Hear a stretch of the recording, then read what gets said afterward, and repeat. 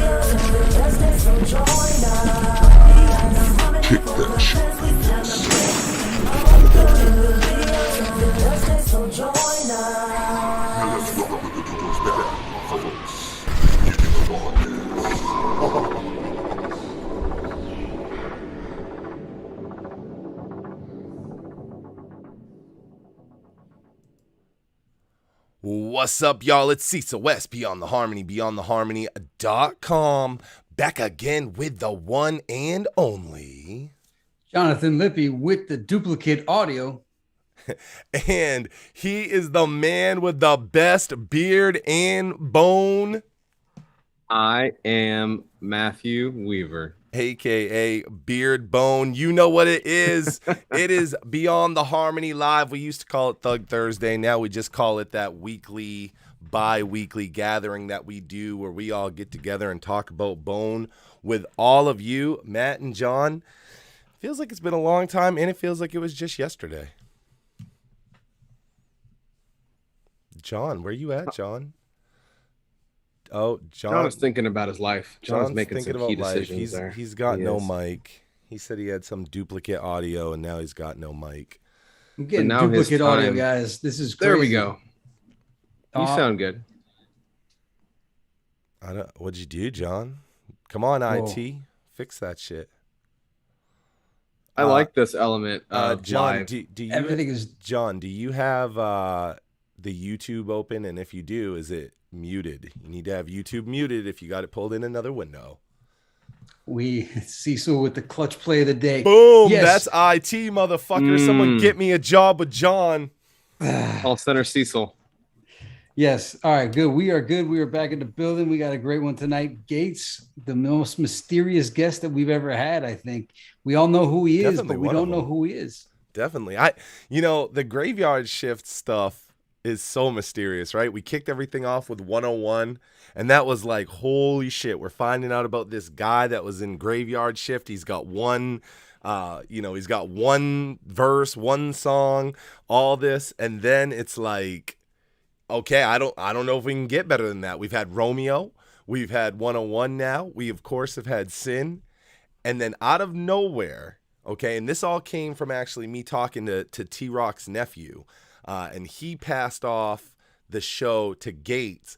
Gates reaches out to us, and now we have Gates, and Gates is going to be an important one. He is literally the final piece of the graveyard shift group that we can interview. Of course, Boo's not here to interview. Tombstone's not here to interview. So this is the final piece. We get Gates. He made his appearances on Family Scriptures. He made an appearance on The Art of War. So I'm looking forward to it. You guys know I always come with the 1-2-100 punch, and it's no different tonight for Gates. However, before we get to Gates, we have something very special. If you're looking at your screen, you most likely see that tonight's episode is sponsored by my homie Young Gage. He has a brand new song featuring Crazy Bone called Different Odd, and he has hooked your boys up, and he has been sponsoring tonight's entire episode. If you haven't had a chance to hear that yet, it's available on all digital platforms. But if you haven't had a chance to hear it yet, I got great news. We're going to play it for you guys. We're going to play it right now. And then I'm going to bring Young Gage in for a couple minutes so we can talk to him before we bring on Gates. And I think you guys are really going to love this song. It's something that, us here at Beyond the Harmony, we've been listening to it all week, getting things, ready for his sponsorship. And I'm really excited because we've had a lot of different sponsors in a lot of different ways. But this is the first time we've had somebody sponsor a Thug Thursday, Beyond the Harmony Live, Three Guys Talking Bone, whatever the fuck you call it. And so I'm pumped. I'm pumped that we had somebody sponsor it, and especially when it's somebody that's coming with as much heat as Young Gage is coming with right now. So I think we get into it. You guys want to jump into it? Yeah, I just want to say, make sure you guys peep that the last verse, the one that comes after Crazy. Lyricism, man, it's dope. Yeah. So yeah, keep an ear out for that one. Yeah, he's bringing the heat. Let's go. All right, let's do this.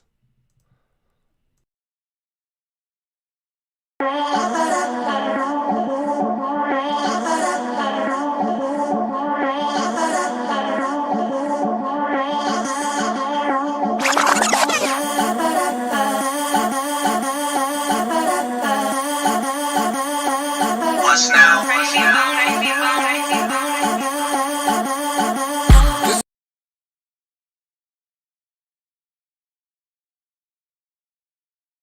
Different planes when I take off, making plays different ways, never take off. Just a different God, I become a different ride a different way, swing in a different car, switching lanes, different planes when I take off, making plays different ways, never take off. Yo, I know you're looking down on me, fall Baton Rouge bound in this town, I'm the underdog. You can love me later, hate me now, pray my downfall, but I'm up a pound underground like a groundhog. Undisputed with ill fluid, I spin spewed. Retarded newness, who knew the kid was so sick and foolish? I got him clueless, that's where he from, but they can't compute it. Jig City is a video, they keep me muted. Bullsh, move quick while they keep snoozing. On the real, they awake making fake music. Got the skill confused with making dollar bills. You can't buy talent, swag, style, or pill. That's a gift from God, Gage coming different, go against the grain, never plain break march. Stake my claim in my name, I'ma make marks. Spark a flame in the brains who retain art. It's a gift from God, I become a different ride a different way, swing in a different car, switching lanes, different planes when I take off, making plays different ways, never take off. It's a gift from God, I become a different ride a different way, swing in a different car, switching lanes, different planes when I take off, making plays different ways, never take off. It's Crazy Jackson, I'ma get at these niggas quick with action. Them niggas can never see me with glasses, so please quit acting. Act like I'm contagious and social distance, nigga. My vibe is amazing and flow, oh so addictive, killer. Alone in my own lane, get time to pull up on me and I'ma line them up like cocaine. I'm ready and way ahead of your touchdown. And I'm on the front line, nigga, like what the fuck now? Come on and get what's mine, nigga, and do it thug style. And if they created my motivation, I rise up. Vegas and snakes, they are no relation to mine, bruh. You're running over your shine, nigga, your time's up. We never looking for trouble, but they do find us. They come knocking, we over the door. Pistols cocked and be ready for war. Ain't no stopping, we said it, we go. Letting you know, niggas built to last. Crazy bone straight off my throne, watch me kick some ass, nigga. It's a gift from God, I become a different ride a different way, swing in a different car, switching lanes, different planes when I take off, making plays different ways, never take off. It's a gift from God, I become a different ride a different way, swing in a different car, switching lanes, different planes when I take off, making plays different ways, never take off. You can't presume the elephants in the room. Intelligence meets benevolence, fools beget loons. With skeletons in my closet, deposit them in the soon to composite the rose and bloom, and the light hits the gloom. Perfume plumes we consume and make you swoon, infused with medicinal hues, green and blue. Habitual interviews, interludes, interviews, clues interwoven in clothes you can't conclude. Fresh from my head to my steps, cue the shoes. Anything less than the best unsuitable. And yeah, it ain't fair that you're square as a cubicle. Those who compare got it twisted like a Rubik's Cube. I turned your yeah with the yeah to a swimming pool. I see you over there with the stairs, dog, I rude as you. I took the stairs but elevated through the musicals. Tortoise beats the hair, mon frere, tell me who is who. It's a gift from God, I become a different ride a different way, swing in a different car, switching lanes, different planes when I take off, making plays different ways, never take off. It's a gift from God, I become a different ride a different way, swing in a different car, switching lanes, different planes when I take off, making plays different ways, never take off.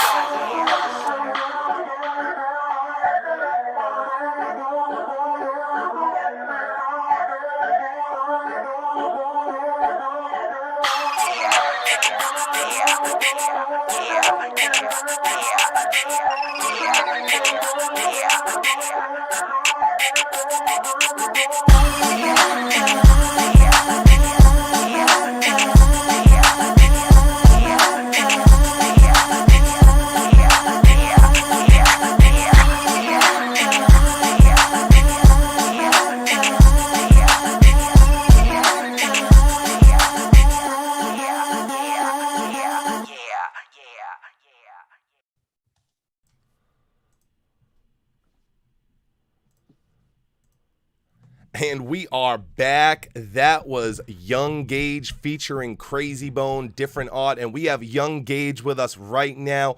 Young Gage, what's happening, brother? Thank you for stopping in. What's going on? What's going on? I appreciate being here. Yeah, man. For real. Hey, it's awesome. We really appreciate you taking the time to sponsor Beyond the Harmony. It's always beautiful when we have somebody that appreciates the platform enough to, you know, step up and do something like that. So we really appreciate it. Definitely, man. I'm a long time Bone fan, and I'm all the way out here in Baton Rouge, Louisiana. So for me to find Bone stuff, I had to really search. So in today's time, you know, when I see people who are that, you know, advocate about it, like, yeah, of course I'm a support, man. Support. No, that's love, man. And you did it in such a great way. Of course, you blessed us with a track featuring Crazy Bone and produced by West Nile. So it's like everything about the track is like all in the family. How did the track come together, like you and Crazy Bone doing this? Me and West Nile have been working. I dropped a EP like in 2019 called Sensei, and he had some production on that. And I met Crazy like back in 2015. You know, so it's always been like in the works, or, you know, just, you know, crossing paths, or just networking with people, you know, in the same realm came to play. So, you know, I couldn't hold on to it, so I just had to let it out. You know what I mean? Yeah, that's awesome. Was he working with Bone back then too, or were you like working with him before he was working with Crazy and Wish? I think he signed with the Life. So yeah, he was already working with them. Mm-hmm. And so what in this situation, what came first? Like did you set up the feature first? Did you have the beat first from him? Like how did it all come together as far as like the layout of it? Well, me and Wes gave me a few tracks, and he produced a track called Runaway that's on Sensei. And you know, we put that out, and you know, we're just vibing off each other. He liked how I came on the track, and I liked the tracks he had. And some of the other tracks he had for me, you know, just during downtime and quarantine, you know, I was just going through and just writing to him, trying to stay productive. And the Different Odd track, you know, we had that one, you know, so I wrote my verses down to it, and, you know, I sent it up the pipeline to him. You know, I was like, man, you know, Crazy would really sound dope on this, and he agreed. You know, and a few months later, we had Different Odd. You know. Damn. Okay, so you wrote it and then like thought Crazy should go on this. Like you didn't write it with the intentions of having Crazy. No, I didn't write it with the intentions on having Crazy, but I thought Crazy, because fun fact is, like, I didn't have a hook on it. You know, I had my two verses on it, and you know, Crazy is like a hook master. Yeah. So I was like, man, I really think that he'll flip this. You know, so I ran it with West Nile, but you know, when I got the track back, Crazy had a verse on there. So I was like, man, like, I'll come up with a hook. You know what I'm saying? I got you know what I'm saying? Yeah. I'll come up with a hook. You know, he blessed me with a verse. So, you know, and the rest was history, you know? Yeah, that's awesome. Now, this is meant for an upcoming EP, is that right? Yeah. It's going to be, I have an EP coming out called Rose Gold. So that should be coming out, you know, very, very soon. I'm just, you know, evening out the odds and, you know, dotting the I's, crossing the T's on it and everything. Yeah, getting those final touches on it. Right. Are you planning on any other like features for it? I have a track with Kane. Oh, nice. I have a track with you know, a Family Affair from Flesh and Bone Global. I'm not sure if I'm gonna put them on this record per se, but like I have a lot, you know, in the vault and just in the works that I want to just open up the floodgates on, you know. Yeah. But Crazy is always been like my, aside from Bone being my favorite rap group, Crazy has been my favorite rapper. Right. You know, so like I had to put that one out, you know what I'm saying? So that one just kind of lead the pack, you know. him being your favorite rapper like that, like, I mean, that must have been, because you've been doing this for quite some time now. I mean, you're not brand new in the game. You've been doing this for a little while. So that must have been like a real big achievement to finally have like your favorite rapper on a track.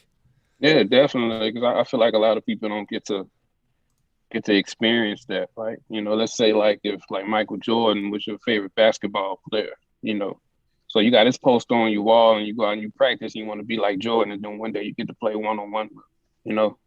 Yeah. Like that's the feeling, you know what I mean? But at the same time, you know, I just wanted to come at it as an artist as well, you know, and just, you know, show my skill and, you know, what I have to offer to the game. But just to stand next to a legend and somebody that you looked up to lyrically, you know, that's a blessing, man. There's just no other feeling like that, you know. Yeah, man. No, and I mean, we had kind of talked about it a little bit, but it's like sometimes it's like, you know, Bone features, especially someone like Crazy. It's like, unfortunately for the feature, they're so like outweighed by this guy because he's so good. But you, I mean, and you came with your verses first, so you kind of set the bar for Cray. And you really hold your weight. John was just saying like how good your second verse like really is, like very lyrical. Yeah, that's just like part of my style. You know, the first verse, I kind of just, you know, bait you in, and if you listen long enough and you hear really, you know, hit you with the hammer, or just come a little bit hard on the second verse, you know, because I understand that sometimes people, the first pass of a song, they don't really catch everything, and I'm a technician. Like, every word means something. You know, I don't curse. You probably wouldn't even realize I don't curse. Like, every word means something. You know, so I really want you to hear it, but, you know, I kind of come on easy, especially if it's just a song with me. But like I said, when I wrote the song, I didn't necessarily know if he would get on it or not, you know. So like I said, it's a blessing that he did, but that's just my whole concept when I approach songs. So if it's a 2-verse song, for me, the first verse would be a little easier than the second verse, but the second verse, I'm gonna try to come with it, you know. I don't know if I even realized that you said that you were not swearing on the track. Is that like all the time or just this track? That's all the time. It's all the time. Yeah. I mean, if you dig, you might find something. Like if you turn over a rock or something, you might find one of my older tracks before I reach that level. But it's no other reason than just to keep elevating. You know, just to keep my vocabulary sharp, just to be able to reach people with that same conviction as if I did use, you know, curse words or whatever. But just to keep me sharp, you know, to keep me growing. When iron sharpens iron, but when I'm not around other iron, I want to be able to sharpen myself, if that makes sense. John, you must love that then. Oh, well, actually, everything he's saying, when I examined the channel and examined that song, especially that second verse, how he said he was a technician. And I was like, this guy is a technician. Before he even said it, you could tell from the wordplay, the lyricism, the flow, like that second verse is total package. Not taking anything away from the first one, because that one, you know, established it. But that second one brought it home. And then also like, the No Cursing is beautiful. DOC dropped one of the best albums. No one can do it better without any curse words, minus the track with NWA. Speed Test. I was wondering when I saw Speed Test, I asked people this. It sounds like a funny question, but you go so fast. Can you are you a speed reader? Like, can you speed read, or do you just kind of memorize it and when you rap fast? I honestly don't know, man, to be honest with you, because when I'm even reading my lyrics, my eyes just bounce. If I actually try to read it, I'm gonna mess up every time. So my eyes just bounce. And like I said, like I have no shame in it. Like I said, Bone Thugs and everybody who knows me, you know, personally know so it's a big deal for them when I did the song with Crazy. That's my favorite group. So when I first started rapping, I was a speed writer, you know, double timing and all that stuff. But I wanted to establish my own self, my own style. It's part of the reason why I didn't do that on this track. Yeah. You know. No, I think that was good. I like that. And I'm going to examine some of this other stuff. I see decoded art forms. I'm curious to find out what other stuff you have cooking in your mind. Because like I said, I was really impressed with the track with Crazy. I loved that Best of Them. I know it's 2 years ago, but I like the filter you guys used on it. It gave it that real film look. I appreciate it, man. And I have a lot of visuals coming. You know, this is like some of my first original works that I'm releasing to the world, because I used to put out a lot of mixtapes and stuff, and I did songwriting, like pop, R&B. I was in a fusion band, things of that nature behind the scenes. So now I want to start, putting stuff out with my name that I've actually done for myself out to the world. So this is just the beginning. It's just the beginning. A lot more is coming. You had said that you have some visuals coming. Any chance of a visual for Different Odd with Crazy? I love to make that happen. So if our schedules can line up, like if everybody go tag Crazy Bone and say, hey, do a video for Different, But I love to have one in the future. Yeah, man. I think that would be great. I think that would be great. I am throwing up on the screen real quick. You guys will be able to see all of Young Gage's social media right now in the live chat box. Young Gage, before I let you go, is there anything else you want to let the fans know? Yeah, so one-stop shop, younggagemusic.com. It has all the links to everything. Sensei, the EP, West Now has some joints on that. That's available on all streaming platforms. Different artists on all streaming platforms. And Rose Gold is coming soon. Just follow me. I follow back, and I appreciate the love, man. I really do. Hell yeah. That is Young Gage, y'all. Let's fill the chat up with those fire emojis. We're going to be dropping Different Odd on the channel tomorrow. So if you guys love that, you'll be able to put it in your full rotation tomorrow. Let's fill that chat up. Show some love for Young Gage. I thank you, brother. We'll be in touch soon. Let us know when new stuff is dropping, and we'll look out for you over here. I definitely will, and I appreciate y'all, man. Appreciate you, man. You have a good night. All right. Y'all too.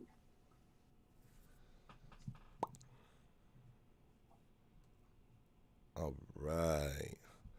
Let's switch over. I just want to remind everybody one more time, if you look over in the live chat window, you guys will be able to see all of Young Gage's social media. And let's switch over. Boom. Yeah, I just subscribed. Boys. I just subscribed to the Young Gage channel. I like the guy, man. Everything about him is everything I want. So yeah, I'm real happy. That was awesome. Man, he's looking out for the show like this, And what a cool, like, listen. Not only did he sponsor the show, but he sponsors it with a song featuring Crazy Bone. It's like that's a lookout for us in every direction, bro. Let's stand up. Yep, absolutely. I love that. Yeah, I'm just saying, later on this week, check out his channel. I mean, it's not flooded with videos, but what he has there it's intriguing. A lot of it's from 7 years ago. A lot of it is from 6 years ago. And then he's got a music video from 2 years ago called Best of Them. And then also the Young Gage featuring Crazy Bone, Different Odd is on there as well. So he's got some stuff to check out. And like I said, I know when I find somebody that's on the level, and just from examining it, I thought this guy is on the level, and he is. So props to Young Gage. Well, I think it's time. We premiered a track. We listened to Young Gage. We got through John's audio issue. I think it's time we try to get Gates of the Graveyard Shift on here and get things going for the night. Let's do it. Let's see what we got. Let's see if we got. I just talked to him a little bit ago, so I'm sure he's on standby. Let's try to bring him through. I just want to let everybody know, too, we are streaming on 4 platforms tonight.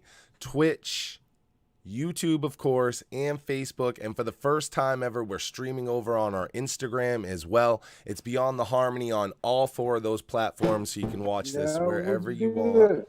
Ooh, is that Gates I hear coming in? All right, Gates, you got no video, but I can hear you, bro.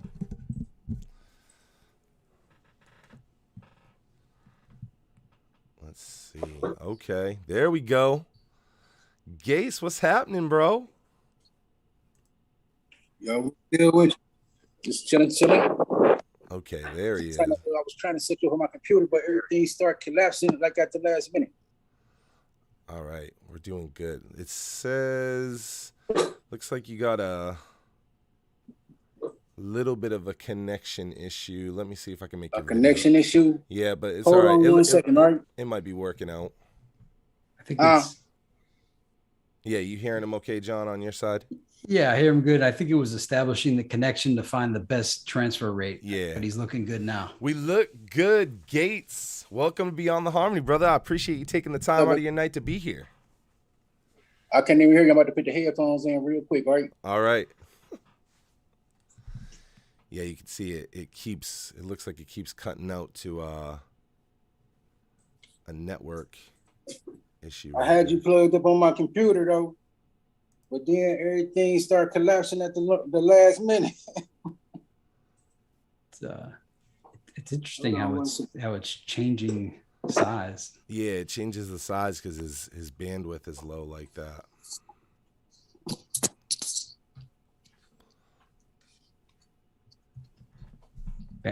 Network bandwidth is low. Yeah.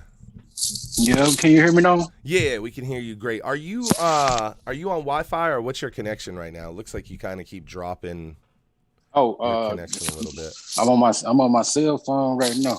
Okay. Well, that's all right. We can work through it. Let me just try to make your video a little bit bigger for everybody. Okay. Boom. I want you to get my sign on the wall. I'm trying to get some throat babies in here. There it is. We zoomed in on it. There we go. All right. Let me see where we just keep having you go out. Let me try that. Okay. There it is. All right. Gates in the building. Bro, let me tell you what. When we started this show, 3 years ago, John? Yep. So when we started this 3 years ago, we started interviewing people. You get all these different requests from fans, and it's always like, find this guy, find that guy. But you would come up all the time, find Gates, and I'm like, good luck, bro. Like, I don't know who's got Gates. We had that one Facebook page that hadn't been touched for years. Yeah, that's because I'm busy. I don't be fucking with Facebook or like that though. I just started though now. Yeah. So you can find me now. So we were lucky to get in touch with you, but you actually sent us a message, and if I know the story right, it was like T-Rock's nephew had passed off the link to you. Yeah. Then I heard 101 talking all that shit like I can't rap. You know what I'm saying? It's like, you know what I'm saying?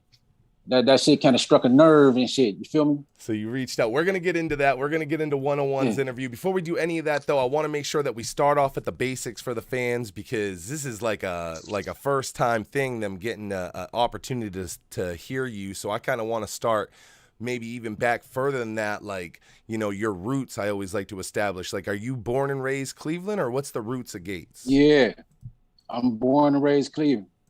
Yep, St. Clair. Mama side and daddy side. My mama and my daddy was raised on St. Clair, Cleveland. So at what point did you start being an MC? When did you start rapping? I was like young. T-Rock used to always come on my house when I was little. I was like 8. My sister used to, you know what I'm saying, because our cousin is Superfly, Ron O'Neal. And my uncles and them, they used to always, you know what I'm saying, they influenced the family. And we was just like little stars when we was young and shit. So my sister was like, she made us the little stars and shit like that, you know what I'm saying, at that age. So when T-Rock used to come over the house, at them early ages, we used to just rap all the time. Wow, so this has been something like really, really early embedded into your DNA. Yeah. Like through the family and everything. DNA.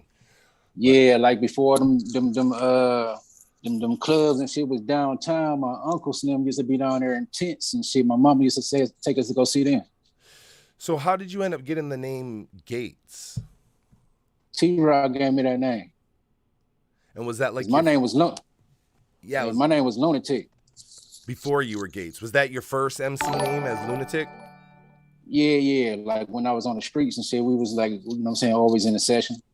You know what I'm saying? Just freestyling and shit everywhere. So how did you end up getting the name Gates? Like, did that represent something specific, or did it just go with that GYS theme? Yeah, T-Rock gave me that name. I think it was like for graveyard shit. Like the gates to hell, or? That's what I thought it was, because I was always like bad as fuck. All of us was bad. We used to be taking the Bible, then we rolled some weed up in the Bible papers and smoked bud out of the Bible papers and shit like that. So you were rapping and you had a name before you were Gates. Did you have any projects or any songs before GYS, or was that like when you started to? You did. Yeah, I had like a lot of, like, you know what I'm saying? It was like back then, niggas just rap on the street all the time, and you know, and then was like the songs that we used to have and shit. Every time we come around each other, it's just like, you know, memorizing the same type of songs and shit like that, you know. So we kind of established that T-Rock's your uncle. How much of an age gap between you two was there? Probably like a year or something like that. Oh, okay. So he's your uncle, but you guys are real close in age. Yeah, we real close. Yeah. So when I look at the timeline of the shift, and this is just me assuming, but I assume you came in somewhere like late 1995 to early 96. Like, do you remember when it was like official? Yeah, around about that time, because it was around about that time because like Big and Pac was real hot around about them times. They was hot as fuck. Yeah. And was it like, because, you know, at the point you came in, GYS had been a 3-man group. Of course, they were featured on East 1999 Eternal with Bone on Shots of the Double Glock.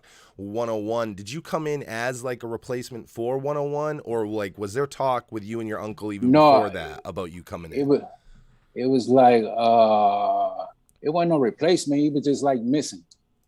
You know, don't nobody know where he was at. It wasn't no replacement, like, cause you know it could have been like niggas, just like how Mo Thug grew and shit. GYS probably was on the same page that's growing. You know, there's a lot of GYS members. Yeah, and that was something like even 101 was saying, was that they were trying to grow, you know, GYS to be, you know, bigger with more members and to have affiliates and almost launch their own style of Mo Thugs under GYS. So, do you remember the first song that you did with Graveyard Shift? Was it one of the ones for Family Scriptures, or is it something fans never heard? It was probably some fans never heard, but the one that was recorded with them was the one when we went to Hollywood. And that was like, I can't remember which one it was. It was one of them songs, like probably Rumors in War, or it could have been Killing Field. Matter of fact, I think it was Killing Field. Yeah. Yeah. I mean, your appearances, so just so that everybody knows, I mean, of course, you're on both GYS songs on Family Scriptures. You're also on the final, you know, the big Mo Thug track that ends the entire thing called Family Scriptures. I'm always curious about those big, like, tracks. Like, was everybody together recording that, or did you guys record separately in different locations and send all those verses in? Or how did that big song come together at the end of the album? We was all together in the studio, studio called Crossroads in LA. That's got to be a crazy vibe, having that many people in there. I mean, you got GYS, you got Poetic, you got Bone, you got Trey, Ken Dog. I mean, that had to be a different kind of vibe than just recording as GYS. Yeah, it was nice. Is there a lot of songs? Because, you know, for us, I know with you being in the group, we have a limited amount of tracks that you're on that we've heard. But, I mean, were there a lot of songs that you recorded at that time with Graveyard Shift that we haven't heard? No, that was pretty much it with them. You know, then we was like writing other music, you know, just how niggas just write all the time and shit. You know what I'm saying? You know, but go ahead. Yeah, just like, you know what I'm saying, that's the only thing recorded, but, you know, that's the only thing that people heard that was recorded, but we was always writing. Yeah. Yeah, I'm always curious about, like, I guess the process of, you know, the Mo Thug Family Scripture album, because I hear different things from different people where it was such a new brand for Bone. You know, like, some people were like, hey, we didn't even really know that's what we were recording for. Like, we were just recording stuff, and then it was like, boom, this is going to be a compilation. When you guys were doing the Graveyard Shift songs, did you know these were going for Mo Thug, or did you just end up submitting those songs for it? Basically, like me, I don't be, you know, paying groups names and, you know, some attention like that. I just, you know what I'm saying? Because I was cool with everybody in Mo Thug. You feel me? I used to be actually hanging with Poetic Hustlers all the time. You know what I'm saying? And, you know, it was just, Graveyard Shift was just a name. You feel me? Yeah. It wasn't like, yeah, it was like everybody was together. Mo Thug was like a whole clique, like everybody just hanging out together. You know what I'm saying? Yeah. Yeah. So it's like all that other stuff was whatever. You were Mo Thug first before you were anything else. Yeah. Yeah. You know, something that I always thought was interesting, and I don't know if you know this or not, but the Thug Devotion, the single that came out on record and it got submitted to, you know, the labels and everything like that, the B-side of that record actually was Rumors of War. And I've always been curious out of all the songs they could have picked for that B-side of the first single, you know, why they picked Rumors of War. Did it seem like Graveyard Shift was going to be like the kind of the lead-off push of a group for the label? That's what, yeah, that's being an artist. And, you know, I just love the songs that we made and everything. It was like, you know, real music, you know. GYS, especially where you were, you know, you were rapping before you were in Graveyard Shift, as you said. You know, GYS, your uncle, even Sin, a very distinct, different sound in comparison to a lot of different, you know, music. As a rapper, was that like easy for you to fall into? Was that a real change from what you were used to, or did you fall right into that GYS sound real easy? It was, yeah, because I loved it so much. You know, I like the way Sin rap. I really love how Tombstone rapping. You know, it was just real fun being with them. You know. Yeah. I really loved how they sound. You know, they. I used to always tell Tombstone. I used to be like, man, you cold as fuck. Like you even better than Pop. That's how I used to be telling Tombstone all the time. You know. Because I just love how he sound in my ears, you know, seeing too, you know, I really love how they rap, like, you know what I'm saying, like the delivery that they have and everything. And it was just like fun to be a part of it because I used to rap all the time. And, you know, but me, you know, being a solo artist back then, just rapping in the hood, like everywhere, not just on St. Clair, like all over the hood, every nigga I meet, we gonna rap, you know what I'm saying? So it just feel like I worked my way up and then I just met everybody that was just like me. Yeah.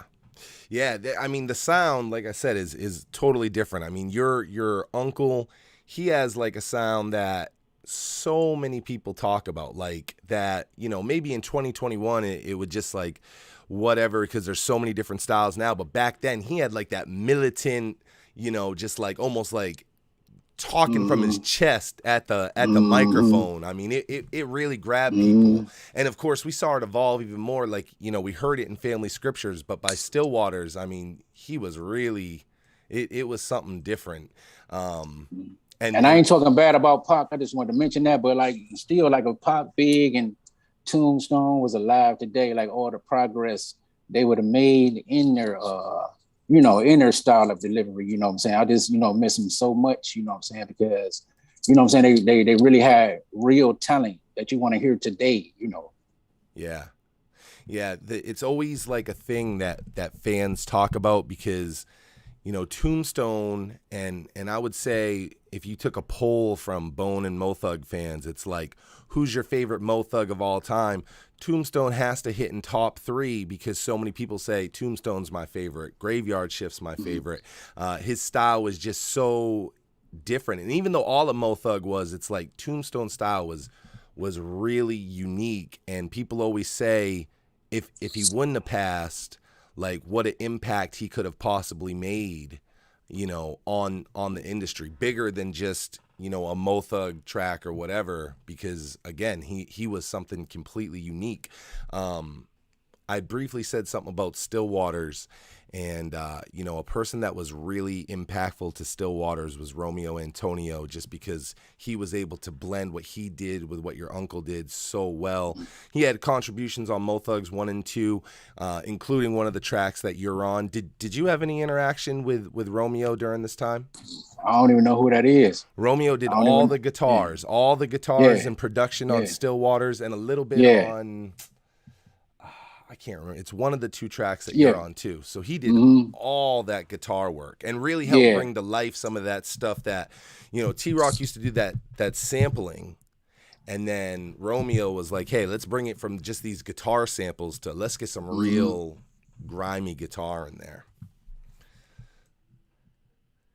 I've been curious looking at the timeline. I was just kind of pulling my timeline up here while we were talking, and I know that your window of time there, was short. But were you involved with any of the live shows or the tours during Family Scriptures?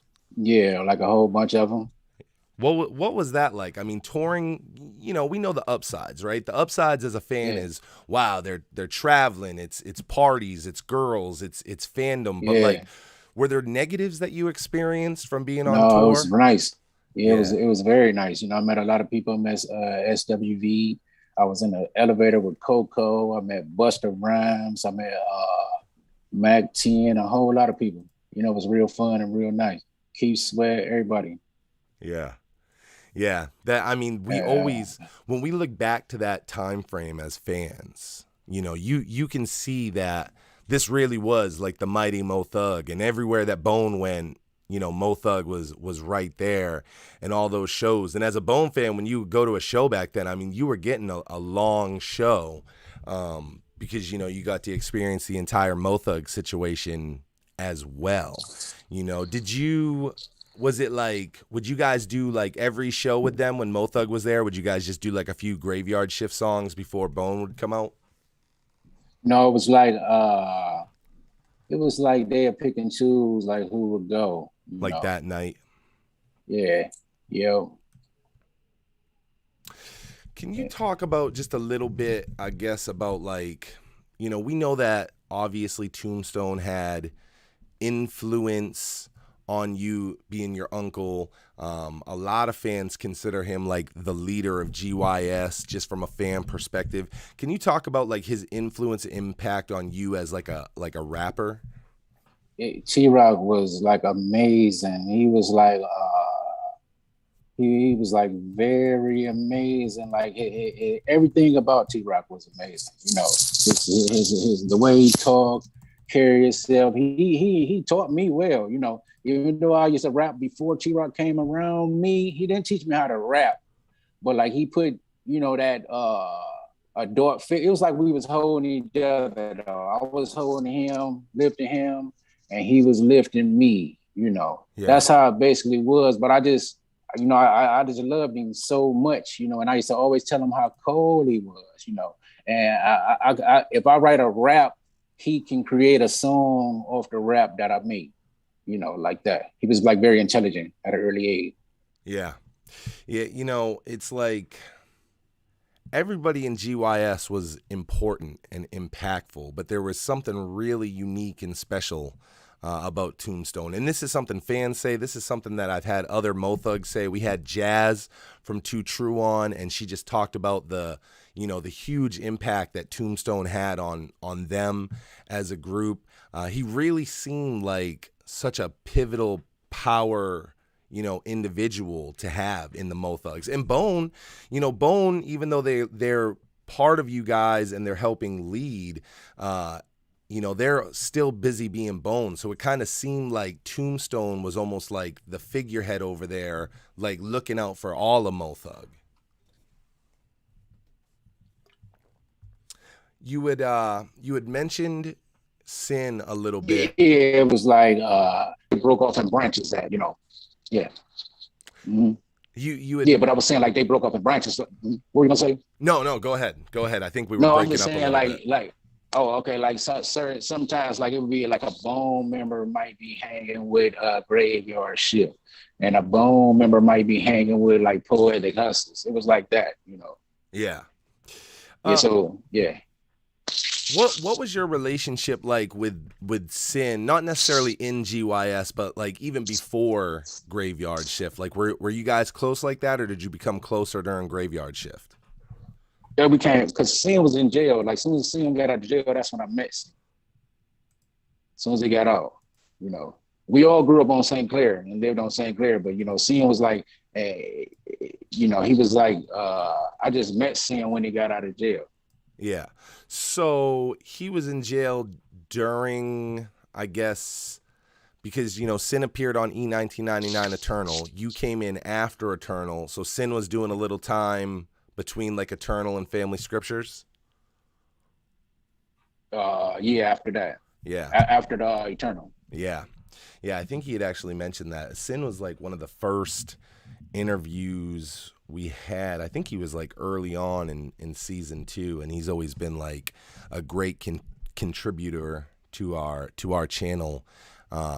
His interview did numbers, and again, it's all just based on GYS. In my opinion, is very different than the rest of Mo Thug, and it's not to take away from any of the other Mo Thugs, but even at that time, Graveyard Shift seemed to be really building their own fan base that may not have necessarily even been like Bone fans first, and then they love Mo Thug. Like GYS was starting to have like just a real genuine fandom about them. So you came in at an exciting time that made up the three of you. Before it was the three of you, we had talked about 101, just a little bit. And at the beginning, you had started to touch on this. But in 101's interview with us, he had said that you were brought into the group, and, he kind of felt like that was a replacement of him. And he was sitting in jail and being told, like, dudes out there, are saying he's acting like you. Basically, like you were trying to fill his shoes instead of you being your own man. Can you kind of talk about that assessment? No, I think he was just saying that because he was on here, like, because me and him was in jail together. Okay. And he ain't say nothing like that. We even rapped, in jail together. He wasn't saying like, why you come in the Graveyard Shift and handling shit like me? He ain't say nothing like that when we was in jail. You feel me? I think he was just saying that because he was on here like trying to, look hard or whatever. You know what I'm saying? I know he did some rough shit, but everybody did rough shit. You feel me? Is there any kind of like personal issue or dislike, on your side for 101? No, I love 101. I love 101. I just don't like to be disrespected. You feel me? Yeah. I hate that. You know what I'm saying? I'm a grown ass man. You know what I'm saying? Everybody got kids and all that type of shit. You feel me? Yeah. My show, I'm always the guy that's trying to make common ground and make peace and stuff. And when you came up in that, I was like, man, I hope that I could find a common ground for Gates and 101. I mean, in 2021, do you feel like if you guys were around each other that it would be like, all love and a common ground for you guys? That's how it be. Yeah, when we outside, it's like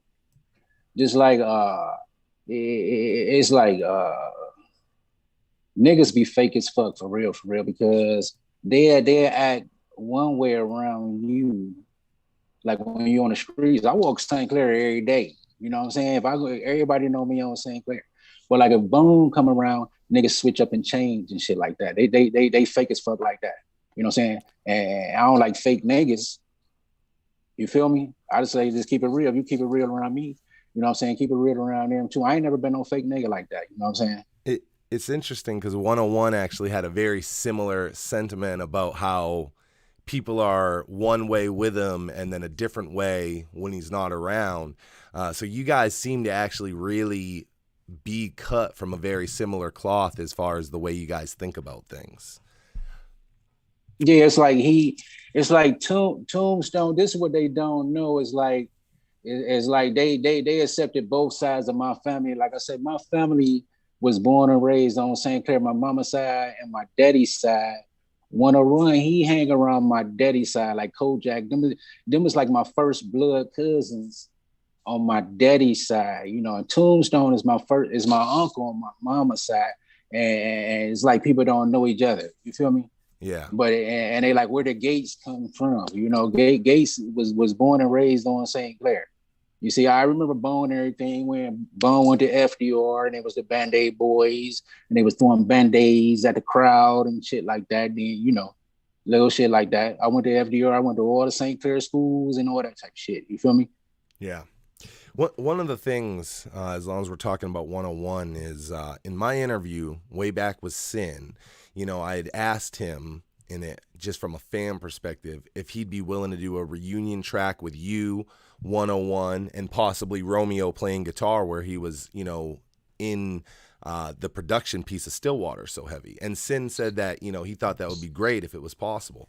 I asked 101 the same question, and he had said the same thing as far as Sin and Romeo, but not, with you because you guys were not in GYS together. Would you be willing to do some sort of GYS reunion? And if you were, would it just be Sin, or would you be willing to work with 101 as well? Yeah, you know, we can create. That's what artists do. You know, I love to create from the blank page. Yeah. Fans, because again, we said how important your uncle was to GYS, but the unfortunate, fact is there isn't a way for us to replicate or have him in Graveyard Shift. So you three, especially where we're very used to Graveyard Shift being a 3-man situation, you three would be the closest thing that we could get to a GYS reunion in 2021, would be you, Sin, and 101. So it's like, I know for me, just from a fan perspective, not, digging into the political side of it between you or 101 or Sin or anything like that. I mean, that's something as a fan, we would all love to see you, 101 and Sin all together on a Graveyard Shift track.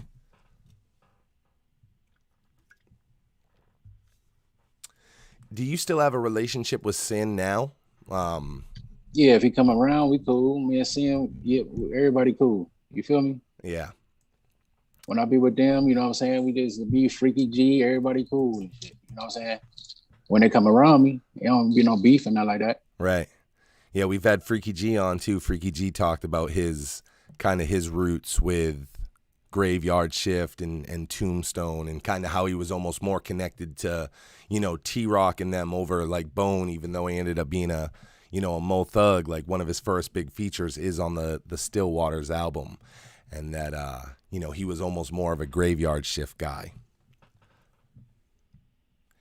So one of the things that people always ask about is kind of what happened, because you were there and then you were not there. And in our interview with Sin, we had said, hey, what happened with Gates? And he had said, he didn't really want to sign the contract with Mo Thug.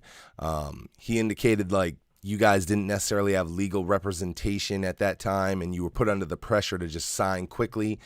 Is that a fair explanation on your feelings on the contract, or what was that situation? I signed the contract. I'm trying to figure out, you know what I'm saying? I had a baby and everything back then. And I told T-Rock to hold, like he brought my royalty check to me one day. And I was just chilling with the baby. I said, hold this $25,000 for me. He was holding it. Then he just ended up missing after that. You feel me? And so is that kind of what led to you not wanting to be, with it? Or like, what was like the ultimate deciding? It's like a lot of, was it just the kid, or like, what was the ultimate deciding factor of, fuck this, I'm not being part of this? No, it's just like a lot of lies that people put in your ear and make it seem like it's true. You see, like I said, it's a lot of, and then people try to keep a rug up under your feet, so that you won't be nothing, and still, it's like what I don't like is that all this time went past, like 20 years, and like they still haven't found the kid who killed my uncle. Yeah. You feel me? That's like kind of touching. And, I still hear niggas like sneak dissing and talking bad about him while he dead and stuff, like putting his name in their mouth. You know what I'm saying? Like it's cool, or I'm going to be cool with that. Like them just talking about my uncle and he's dead. You feel me? So it's kind of like a lot of things been kind of, it's a lot of lies out there. Yeah. Is money involved and all that type of stuff. Yeah. And of course, I mean, the murder of your uncle, it affects everybody kind of differently. But for you specifically, I mean, you guys are family. Like you said, you grew up together. You're very close in age. So, of course, it's like for us as fans, that happens and we're sad about it, but we continue in our everyday life. Whereas you as family, this is something that, you have to go through. And I imagine that even though the loss of anybody is hard, it must be compounded in the fact that there's all this music and there's all these fans, and it's almost like a constant reminder, of him. over all this time. You had said that you felt like people were kind of like sneak dissing him. Is there someone specific? Like, is there a specific thing that you can think of people trying to send shots at him? Because from my side, I always feel like Tombstone's heavily praised by people. Yeah, I ain't no snitch. You feel me? But niggas know who they are. You feel what I'm saying? And I'll be very unwise to tell you who they are. You know what I'm saying? I just act like I don't know. But we know. Sin had also mentioned, in addition to the contract, and I'll say before I even throw this out there, that this is also something that I've always seen the internet kind of run wild with. But Sin had said that he had felt like you were almost having a lot of prophecies back then about kind of like the evils of music, and he explained that you were a Jehovah's Witness, and that this was really pulling you in two different directions as a performer and as a man. How much of that religious aspect played a piece in you not wanting to be part of the Mo Thug Graveyard Shift situation? No, it was like kind of a lie, like what they were saying and everything, because I ain't never been no Jehovah's Witness. Wow. But I know Crazy Bone grandmama, she used to like bring the Jehovah's Witness books to us, and we used to like, take the Bible, then we put the weed inside the Bible, and we used to smoke the scriptures. That's so crazy for you to say that. You've never been a Jehovah's Witness, because Sin said, hey, he was going door to door, like pushing the good word. And on the internet, and I'm talking years and years before Beyond the Harmony ever existed, the big rumor was Gates left music to become a preacher. He left to, push the good word. So you see how like the internet and fans just like, they're so hungry for an answer sometimes that when there isn't one, we're just going to go off on a limb and try to make up what it is almost, because that's been a thing as far as I can remember it. John, isn't that what you've kind of always known about Gates, is that he left to... Yeah, it was like he went the Mace route, that something spooked him so bad that he had to go to the church to save his soul kind of thing. That's what we always heard. Yeah. Yeah, but I'm saying like people going to church right now, I'm trying to figure out what did going to church and music got to do, what that got to do with anything. Well, like Mace, Mace. I mean, the legend is to get out of Bad Boy. I just had a baby, and I was like, calm down with my baby. Yeah. Like 20 soon, so he brought my royalty. He had my royalty checks. I told him to hold my royalty checks. I never seen T-Rock after that. I think it was like a lot of money involved and like a lot of lies told. Yeah. And that kind of pushed you away. Hey, I'm glad that you're here clearing that up, because, part of your legacy online has always been that religious aspect. So to hear that really wasn't the placement of it, that I think that really changes the story. And, it's easy to line up, because it's like in Muslim belief, for instance, they don't fuck with any kind of music, because they believe that almost like on a deeper level that, like the frequencies of that music, touches on something kind of different. So I think that people always kind of attributed that to you, and it's totally a different situation. Did you have any resentment after the Graveyard Shift situation? It sounds like that there was like almost like a money dispute that never really got disputed. Like after Family Scriptures, and you're not part of that, did you have resentments about the Graveyard Shift situation? No. Yeah, Sin said that you seemed, on the level with everything. Like you seemed fine and happy about everybody's placement even after, your departure of Graveyard Shift. But did you have contact with Sin at all? Because it sounds like you didn't have any contact with Tombstone. No, all I got to do is go outside. I was in the house. Just go outside. They was right there. Nobody moved nowhere. Everybody still stay on the St. Clair. Right. Yeah. I just want to make sure that because we are clearing up things like the religious aspect, so I want to make sure I understand the timeline. When we were talking to Sin, I was just trying to figure out when you departed, and he had kind of indicated that you were gone from the situation before the album came out, but it sounds like maybe he's talking about Still Waters because you were around when Family Scriptures came out, right? Yeah. Yeah. So he must have been talking about the Still Waters album. Did you know, because I know you said they were just, you guys were just writing music all the time. Was there at any point back then were you guys like, hey, we're working on a Graveyard Shift album, this is going for Graveyard Shift, or did the whole Still Waters like thought come after you were already out? I guess it came like, after then, Yeah. After then. Right. Was there any pressure, I guess, from like Sin or Tombstone or even like somebody in Bone for you to stay in the Graveyard Shift situation, or were you out and that was just the end of the conversation? Like I said, I was just in the house. Yeah. But because you obviously you have this new child, so you're not over here doing this thing. Like, I mean, did you ever get a call from someone like, hey, when are you coming back around to be part of this Graveyard Shift thing?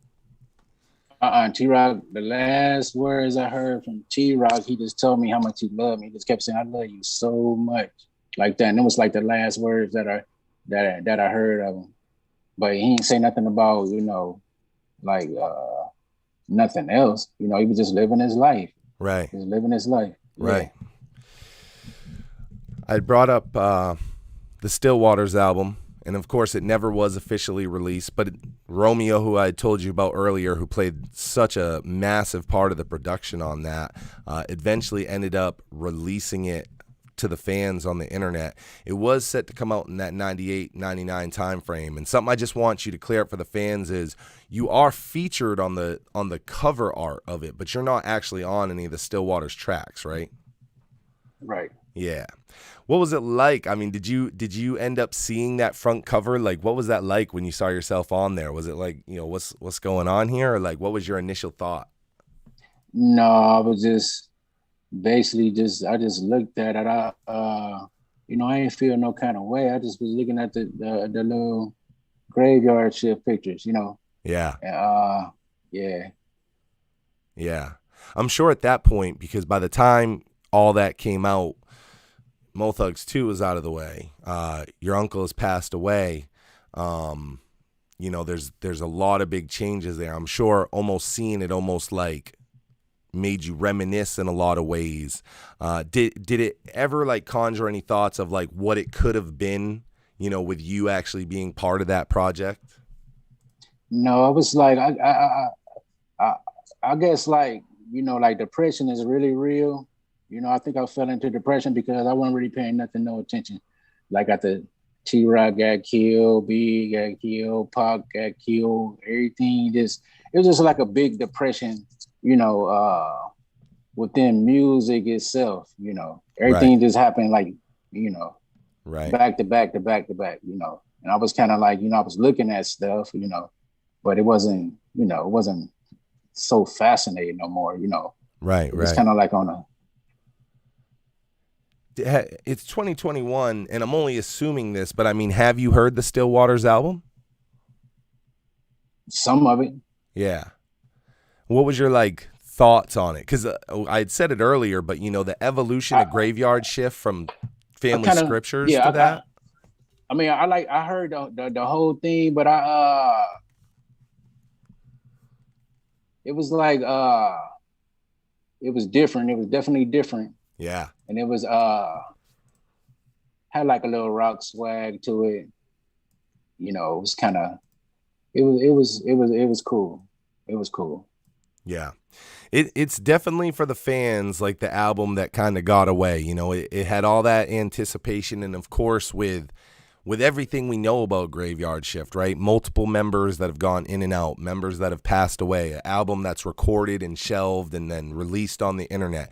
It's like all this mystery surrounds the Graveyard Shift, and for the fans, like that's that's a pinnacle moment that we actually got that record. And I would say I would just say a more evolved, advanced, Graveyard Shift sound. Because on Family Scriptures, you guys had like 2 shots, to let it be known. But this finally gave them like a full length opportunity to really explore. And I know the fans always wish that you could have been a part of that. Was there any regret from you at any point about not continuing with Mo Thug or Graveyard Shift, especially in the loss?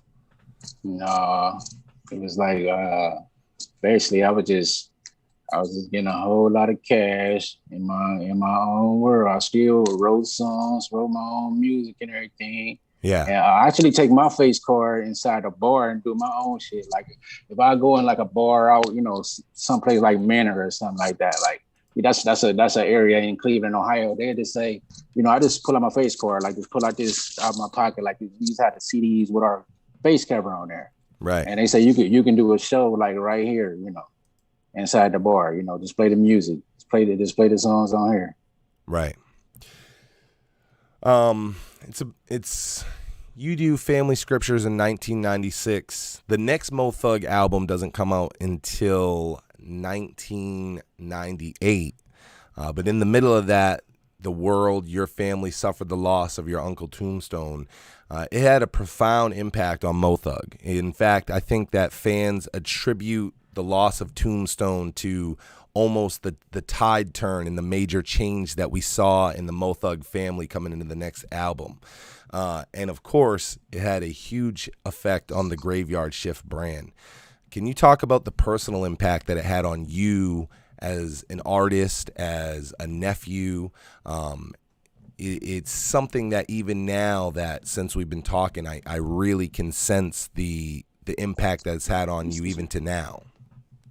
Yeah, but just like something that was really real because like I used to always write music. Like when I was young, I was very young and I was writing my own songs.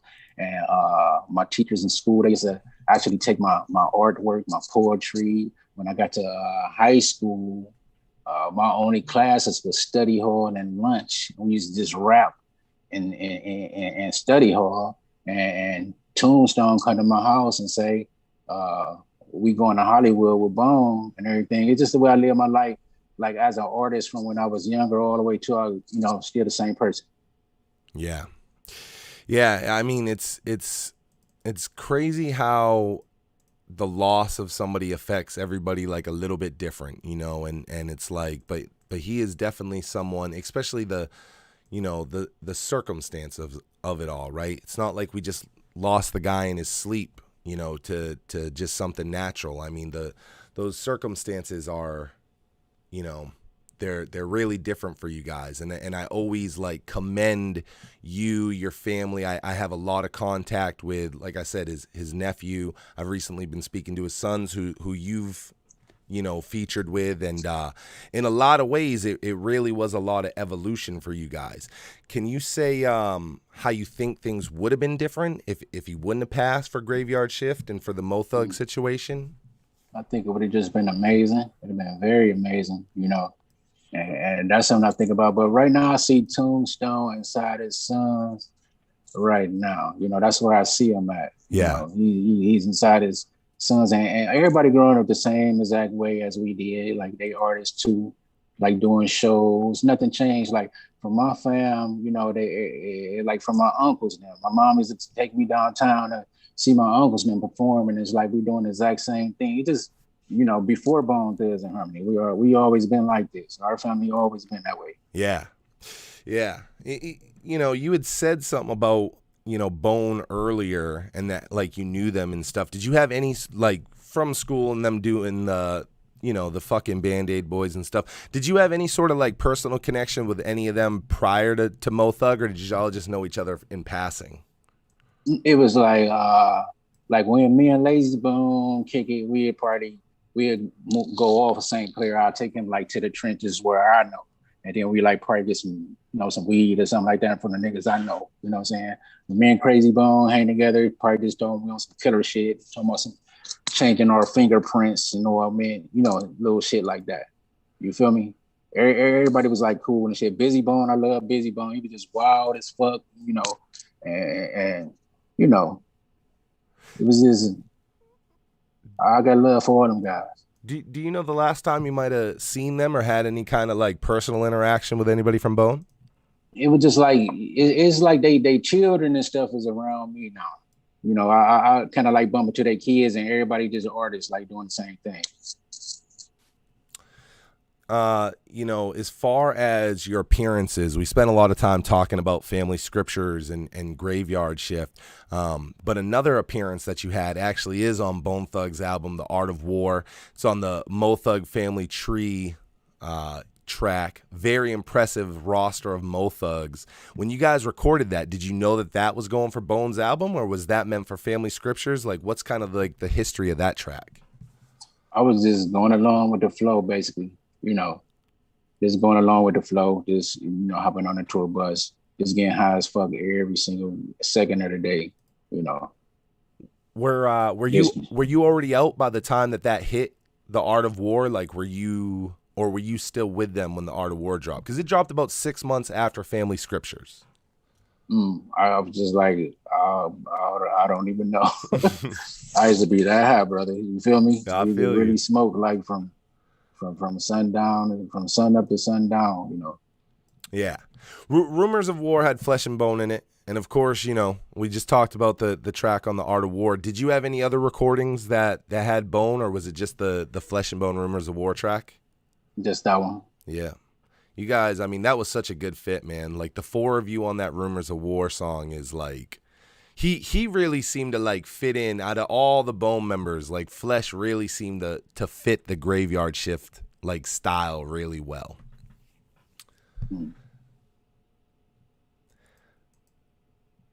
I think a real notable piece of Gates history is there's a picture, and I ask every single person that comes on my show about this picture in this night, but there's a picture of you and Cali. You're with Bone, you're with Mo Thugs, Stevie J, Puffy, and the late Notorious B.I.G. as they recorded Notorious Thugs. Can you talk about your experience from that night and just like what it was like to be in such a historic setting as Notorious Thugs got made? It was actually nice. Like, Big was real cool, and he actually, you know, called me. He, you know, it was something about me. He called me and told me to stand in front of the whole Mo Thug and throw my fists up, and they took a picture of that. You feel me? Yeah. That happened then, and then we smoked like a whole bunch of weed in there, and Yeah. we just kept on just coming back to back to back. There was like 40. It was a whole lot of weed. It's going, you know, that's when they was making that song Bone and Big E, that song. Yeah. So it's historic. I mean, you know, a lot of times there's songs that are impactful to what I call the Bone fans, but like a song like that is more than Bone. I mean, it bridged the gap almost between like Midwest and New York, because there was so much like, you know, beef with West Coast, East Coast, and then where do you Midwest guys fall into that? And, you know, so for Bone to end up on that track with Biggie, I mean, that's almost like a hip-hop changing song. So to be there and watch that creation, it must have been really incredible for all of you guys. Yeah, it was beautiful, because the beautiful part about it is I love how Bone rap. You feel me? And Busy Bone, how he came off and everything. Yeah. I really love how Big didn't freeze, you know. Like, these niggas sound good as fuck. And Yeah. he still came off with his, you know, like Armed and Dangerous. Like, that shit was hard as fuck. You feel me? Yeah. That was very hard how he came off. You know, I really love, you know, Big and Pac, like how they, you know, can still come off. They got some maniacs in there rapping, screaming, you know what I'm saying? Well, you know, and they still coming off with delivery, like, you know what I'm saying? I really thought that was awesome, you know. Yeah, man. No, that track it's incredible from every direction. The vocals, the beat that Stevie J put together, you know, every piece of it is like, this is crazy. I mean, that beat, there's nothing like it when you hear that beat drop. You had mentioned that, like, you know, Biggie had you stand up in front of the Mo Thugs with your fist up. Did you guys have any kind of like interaction directly? There's so many of you guys in that studio that night. Like, did you and Big have like any direct conversation?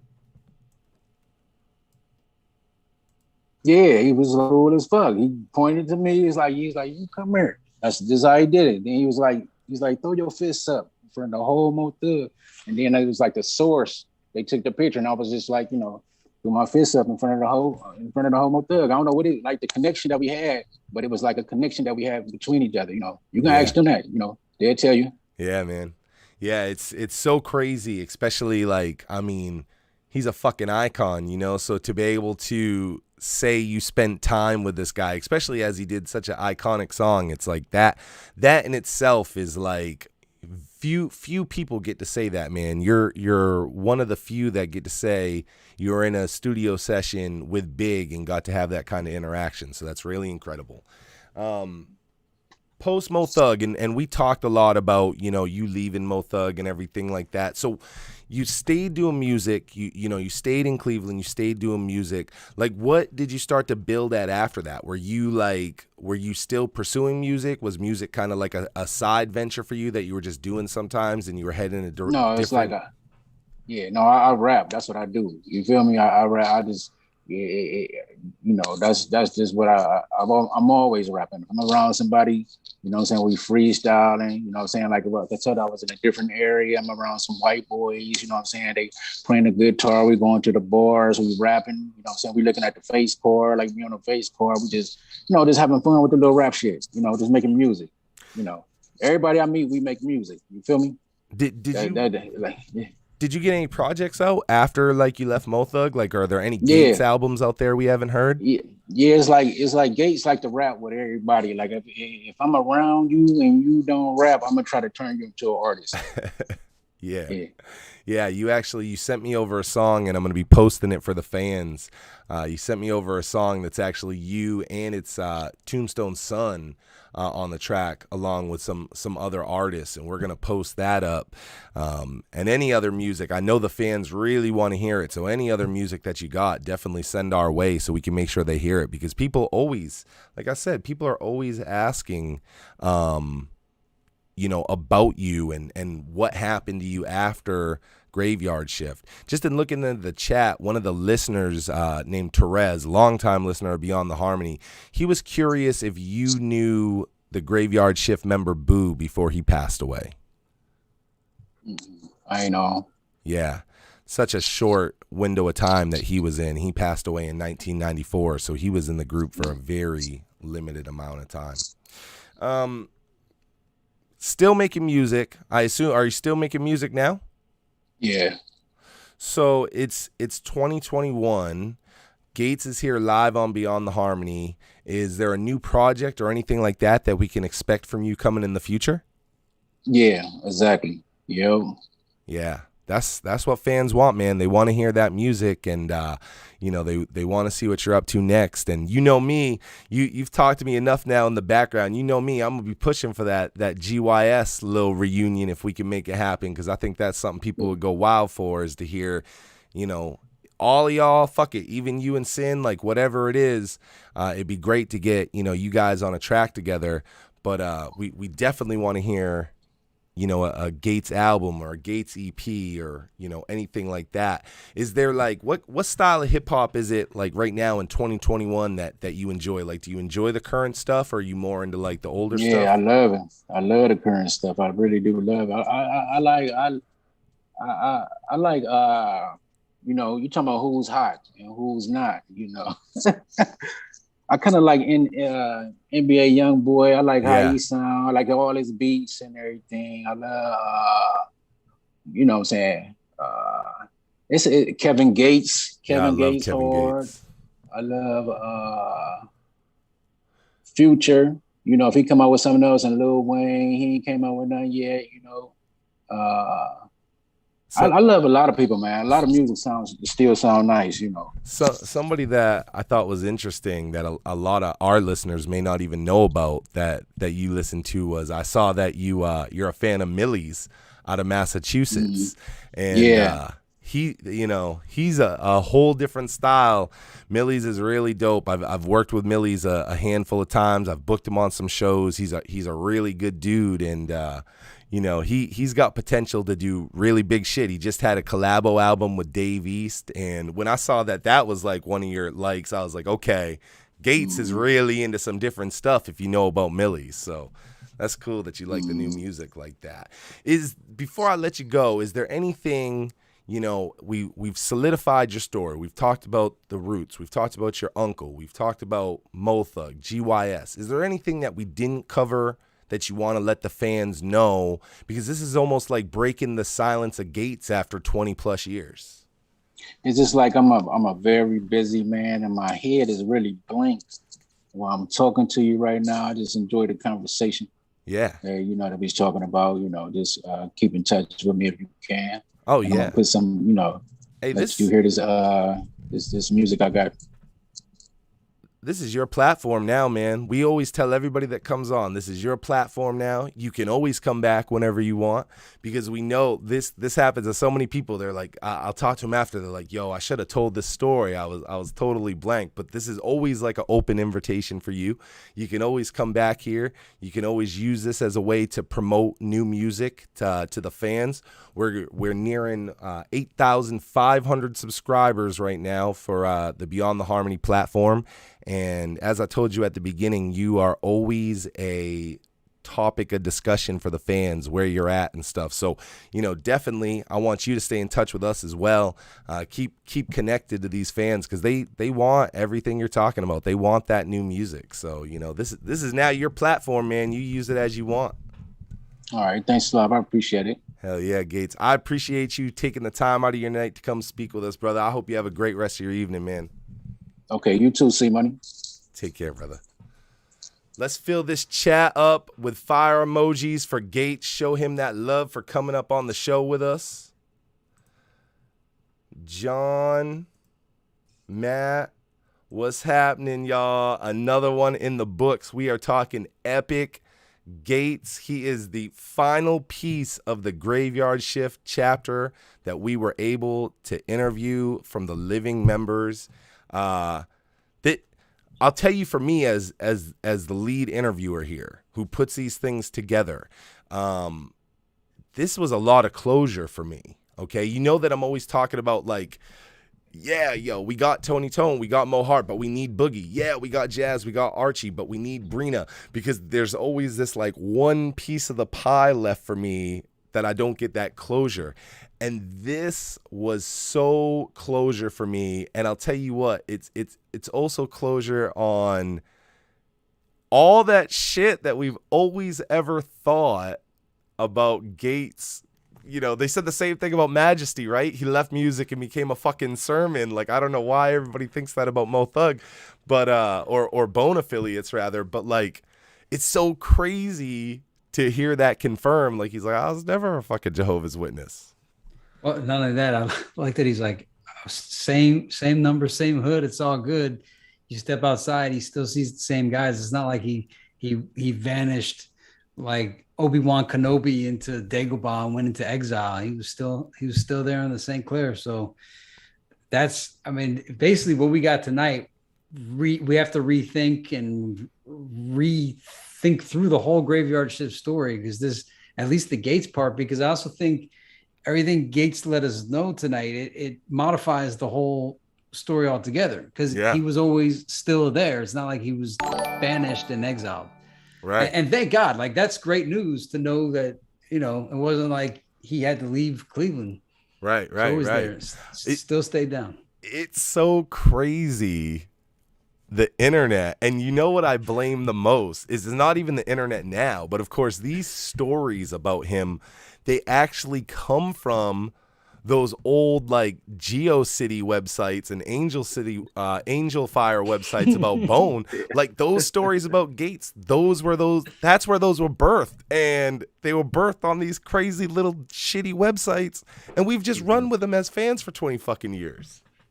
Yeah, we need something in our heads. I can tell you that is a pure example right there of why we do this show. him clearing up that religious piece, like he went over a lot and let us know a lot, but that specifically is like, that's why we do this show. You know what I mean? Like, because that closure is invaluable. Yeah. Real quick, I just want to shout out Lil Mischief with a $5 super sticker, Joseph French with a $20 super chat. He said, much love Beyond the Harmony. Keep up the great content. Leave no stone unturned. Joseph, you know that we will continue to do that. I want to shout out anybody that's ever done a super chat for us, anybody that's ever done a donation. As always, I say every dime, every cent we get goes back into the show in some way. We're always reinvesting. You can always hit the super chat button. You can send cash apps to Beyond the Harmony through Cash App. You can head over to streamlabs.com/Beyond the Harmony, and you can do donations to that as well. And we just appreciate everybody that does that. And, you know, we constantly reinvest. Me, Matt, John, believe me, we're not taking dollar bills from Beyond the Harmony and buying fucking lattes and stuff. This all goes back to y'all. It's like being part of one of those companies you invest in and you get something back out of. You guys are all part of the Beyond the Harmony family. Yeah, and also Therese, shout out Therese. Therese dropping a $5 super chat. Thank you very much, brother. Therese, probably like OG Beyond the Harmony. I think he's been here since the beginning, man. Yeah, and been on the show multiple times. Yeah. So Yeah. the earliest he's made it. So I'm glad he got to get here in time. Way to go, Therese. Yeah. The promptness. New leaf. But you wanted to talk about subscribers that we're close to, got like a goal for the month. Yeah, so we are, if you're watching and you haven't subscribed on YouTube yet, we have a goal. The season is set to end right before October. And we're looking to at least gain 100 subscribers. You can see at the top of your screen, we have a YouTube subscriber goal of 100. So if you have not subscribed yet, please make sure that you hit that subscribe button. I cannot tell you how much your subscribe, your comment, your like means. It may seem minor to you. It's major for the show. It's major for the algorithm. It's major for our reach. Once we hit 10,000, it actually unlocks a lot of abilities for us that we do not have, including our access to the actual YouTube studio at the 10K mark. Our ability to promote Beyond the Harmony merch to you guys directly on YouTube. So if you're not a subscriber, we sincerely would appreciate you subscribing to the show. If you haven't taken the time to like this video tonight yet, just hitting that little thumbs up, just that little like means so much to us. So if you're just sitting here, you're just kicking it with us, you know, just slide over to that little thumbs up and give it that little thumbs up for us real quick, because that makes all the difference. We are almost at 8,500 subscribers. Every time we talk about subscribers, I go, John, do you remember when we were like, if we get 100 people to watch this, it's gonna be amazing. Yeah, bro. No, it's been, as I always say, the ride keeps changing. The thoughts keep changing, the storyline changes, the narrative changes. We went from trying to get to 100 to now we're trying to hit 10,000.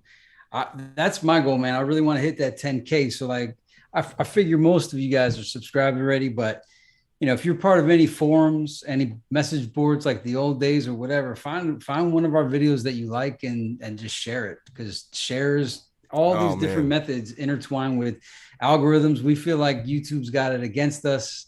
You know, yeah, I really do. I think YouTube hates us, bro. I don't know what it is, but there's no reason.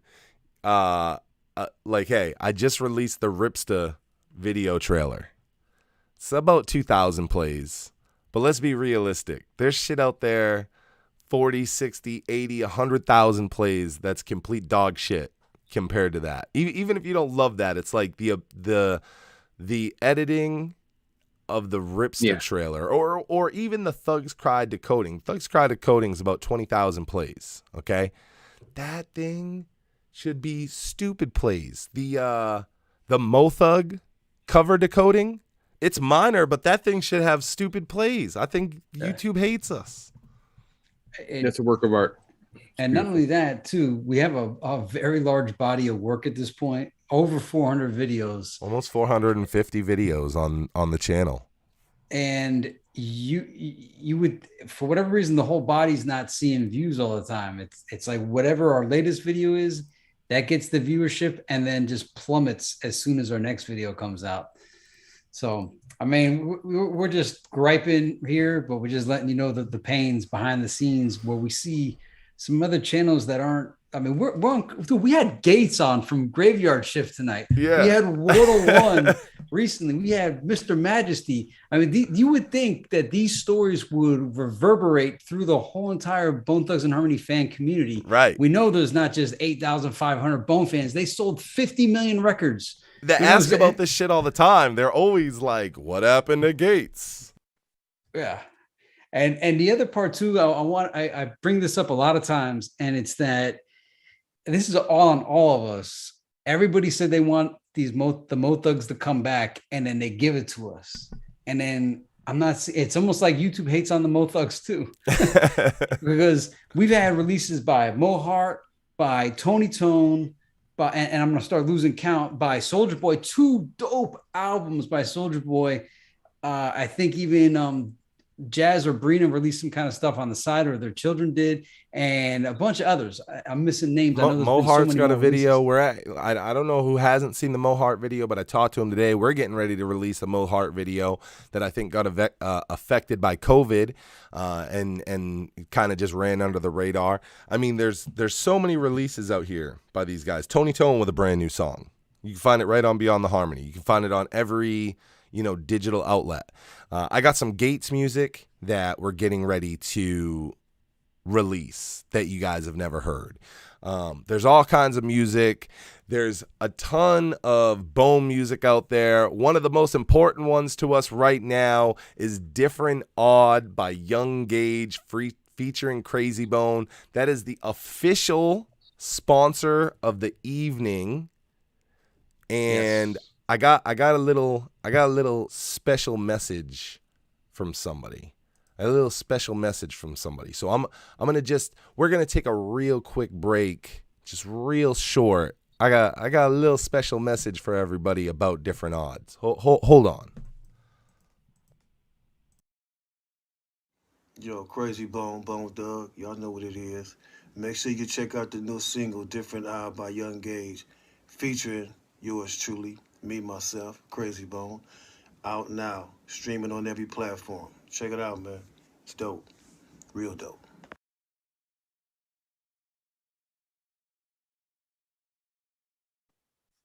Hey, shout out Crazy Bone, showing Young Gage so much love, promoting Different Odd. It's really cool to see, somebody featured on a song getting behind the song like that. Crazy, showing love for that track. And he should. It's like we talked about earlier. That song bangs, bro.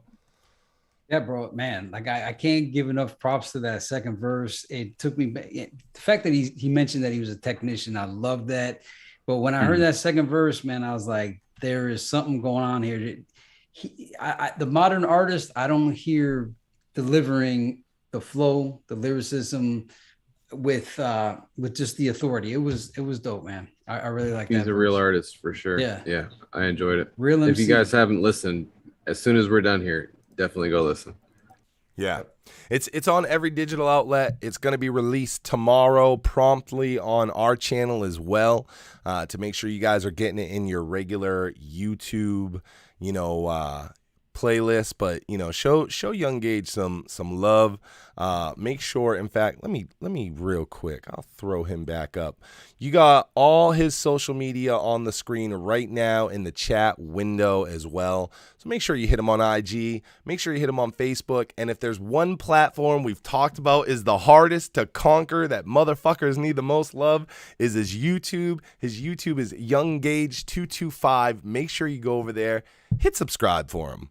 You don't know how far the subscription goes. It goes so far. It goes so far. It goes so far like you're like let's all just have a little let's just give this a little test, and everybody hit that like button, and let's just see how much it might do for the show if you hit that like and subscribe, y'all. Hey, so Cecil, I seen some interesting news here in the comments. I mean, it's no guarantee, but our man Therese Uh-huh. says that he's going to try to track down Tony C again and try to get him on the show. Well, Now that's going to be, if that happens, that'll be, oh, because has Tony C ever done an interview? Have you? I've never seen him in an I interview. don't know, but I don't go out of my way searching for Tony C either. So maybe he's got a bunch of interviews out there, but I don't think so. I think he's kind of like one of those elusive situations that we don't have a lot of information on. And Tony C is definitely somebody that the fans go, crazy about because of his time frame that he was involved. Eternal, bro. Anything eternal. I think at some point we're just gonna pull out the liner notes and everybody that's in that cover we should interview at some point. We did the art director. I was gonna say let's even do the art director, but we did do the art director. so we got to find out who manufactured the disc and ask them what that was like. But I got some current questions. This is a Bone Thugs and Harmony question for you guys or the chat. I saw a video the other day by Flesh and Bone and some other guys, but I never seen the music. It's an actual music video. The song is called Mo Bread. Have you heard the song or seen the music video or even know what I'm talking about? No, you sent me that and I was like, I don't know what this is. And you were like, this is flying under the radar. And I was like, yeah, I don't know this. And I'm sure the chat's going to be like, how the fuck you not know Mo Bread? But it completely flew under my radar. Yeah. And I don't even know what that is. And it doesn't look like Flesh in present day. It looks like him around the time he dropped the Blaze of Glory album. So, or maybe not even then. I don't know. It's a new. Well, the upload I saw had a new date. Speaking of that, I think, and I don't know for sure, but I think I saw it on this YouTube channel. You guys got to check this out. Anybody in the chat, check this. The channel is called Official Nido, Niido, Niido. This guy he apparently has been a Bone fan for a long time, and he uploaded his whole like rare collection to YouTube. So there's a lot of stuff that you'll notice. You'll be like, okay, I know that. What's John talking about? But then there's some other stuff that's rare, obscure, like the Flesh Mo Bread music video. He had all these like, he cut out Crazy and Busy's verses from a bunch of snippets from a bunch of featured songs. But he had all the DVDs like Busy Bone Live in Concert, the Leatherface DVD. And again, you guys might have physicals of that, but I didn't really see those too much on YouTube. But basically, the guy dropped his whole special collection on there. So check that out. Now, what he had on there, I never heard of this group. I know I sent it to you guys 2 or 3 times, but you provided no feedback. There's this group. So let me paint this picture. I'm talking for people that are going through eternal withdrawal. So I used to say, hey, if you have eternal withdrawal, you want Bone to do it, and they're never going to do it. I always said, make sure to check out the Graveyard Soldiers. Well, I found another group that could hopefully get you over it. They're called, and it's on this channel, Official Nido. The group is Cacadores de Harmonia. They're Spanish bone clones. And there's this one particular video, I forget the name of it. I think it's called Dirt or something like that. There's a guy in there that's pretending he's Eazy-E. He's got the whole Eazy-E outfit down pat. Like he even like runs off like Eazy-E does in the For the Love of Money video. They got Bone Thugs and Harmony hats. One guy looks like Busy Bone's bigger brother. So if you like the novelty of it, see, some people get real offended by bone clones. I've always been thoroughly amused by it. These guys took it to the next level. It almost looks parody. And they even have like Mo Murda, the Mo Murda. They chanted like a Spanish version of it. So check them out because it's a trip. And check that whole channel. You're gonna find something on that channel that you never saw before. Yeah, and props to that say guy the channel one more collection. time, John. It's Official Nido. I don't know how to pronounce Nido. It's Niido. And it's Niido. And he's got this old interview with Lazy Bone that I've never seen before. And it's old. It's like an underground, like it's like somebody, it wasn't like a famous interview. It was like just some dude that was friends with Lazy Bone interviewed him and recorded it on like an old video camera. And it's on the channel too. So lots of old gems that you might not have ever seen on there. And check out Cacadores de Harmonia for the novelty bone clone factor. You're always pushing these bone clones on me, bro. Well, it's the Eternal factor because at the time, so when we had Bone performing Eternal and Art of War and even Resurrection, everybody was mad at the Bone clones because it's like we don't need Bone clones. Even Bone's making songs against Bone clones. But here we are 25 years later, people are fiending for the Eternal style and Bone's not doing it. So that's where this whole collection of Bone clones comes in. If you need that fix, if you need to hear what the style was back then, all the Bone clones fill that void. And Graveyard Soldiers, to me, I got over the Eternal style after I heard that album. So I'm just trying to help people out. People that can't get over Eternal, there's remedies for you. Beyond the Dr. Harmony, chat moderator, longtime listener Jordan Corey says CDH is a Mo Thug affiliate. And Ray Anthony says, y'all need to get with Mr. Melodic. He's got tracks with Busy, Flesh, Lil Easy recently. We released Melodics. Where you can find Sick with the Shots with Melodic and Smokey the Bandit. So I talk to Melodic pretty regularly.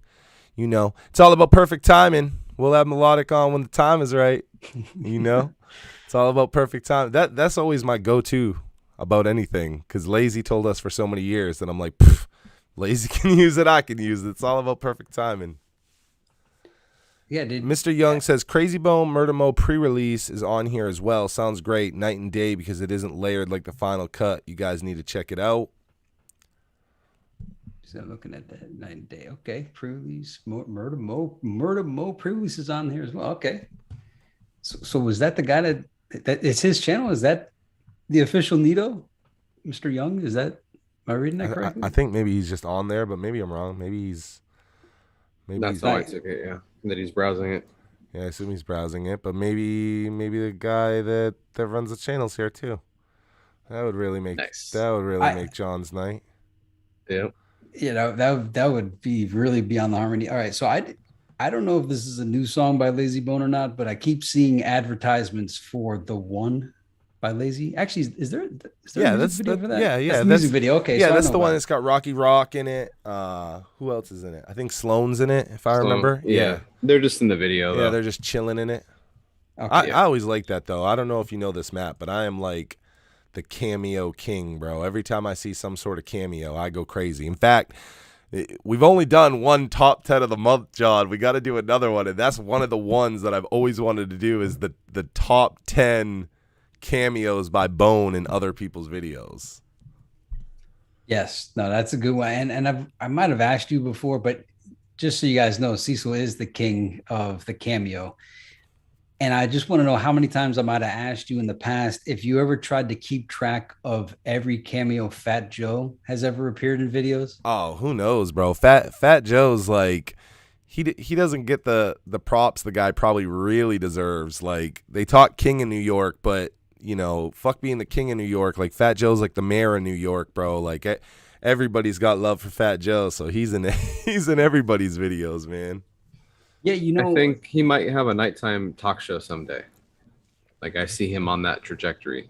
Yeah, he does his little, like, it's so funny. He does his Instagram like podcast, but it's just like him talking to people, and they're like, "Yo, Joe, you gotta make this more professional and do this and get a desk and have guests." And he's like, "I'm not trying to do any of this shit. This is just Fat Joe talking to the homies about music. We're just on here talking. I don't need to do any of that shit." So could you imagine if he got like a late night show, what the Fat Joe late night show would be like? Mm-hmm. Yeah, I think somebody will put him on and he'll just have to walk in and sit down and talk. His podcast has some pretty big guests on it sometimes, and they have good conversations. And I like that it's not formal. It's Fat Joe being Fat Joe, like Fat Joe being real Fat Joe, to the point where he had Snow the Product on one time. And I was reading the comments, and we're from Fat Joe's era, but the younger people are from Snow the Product's era, so they're watching it from her angle, and I'm watching it from Fat Joe's angle, and they're like, "Yeah, this is what it's like when the old timers talk to you. They keep talking over you." so like Snow never got any like words, and Fat Joe kept like correcting it. And but that's all love to Fat Joe. Like I was seeing it from his angle, and I just thought it was normal. But I love Snow the Product too. I'm just saying. So it's not a knock on the way Fat Joe hosts it. It's me like saying it's all the way Fat Joe, which makes it really real, and it's got its own spot. Have you seen that at all? Like the Fat Joe thing. Like I know you just like did you just see clips of Snow the Product, or is that the only one you've seen?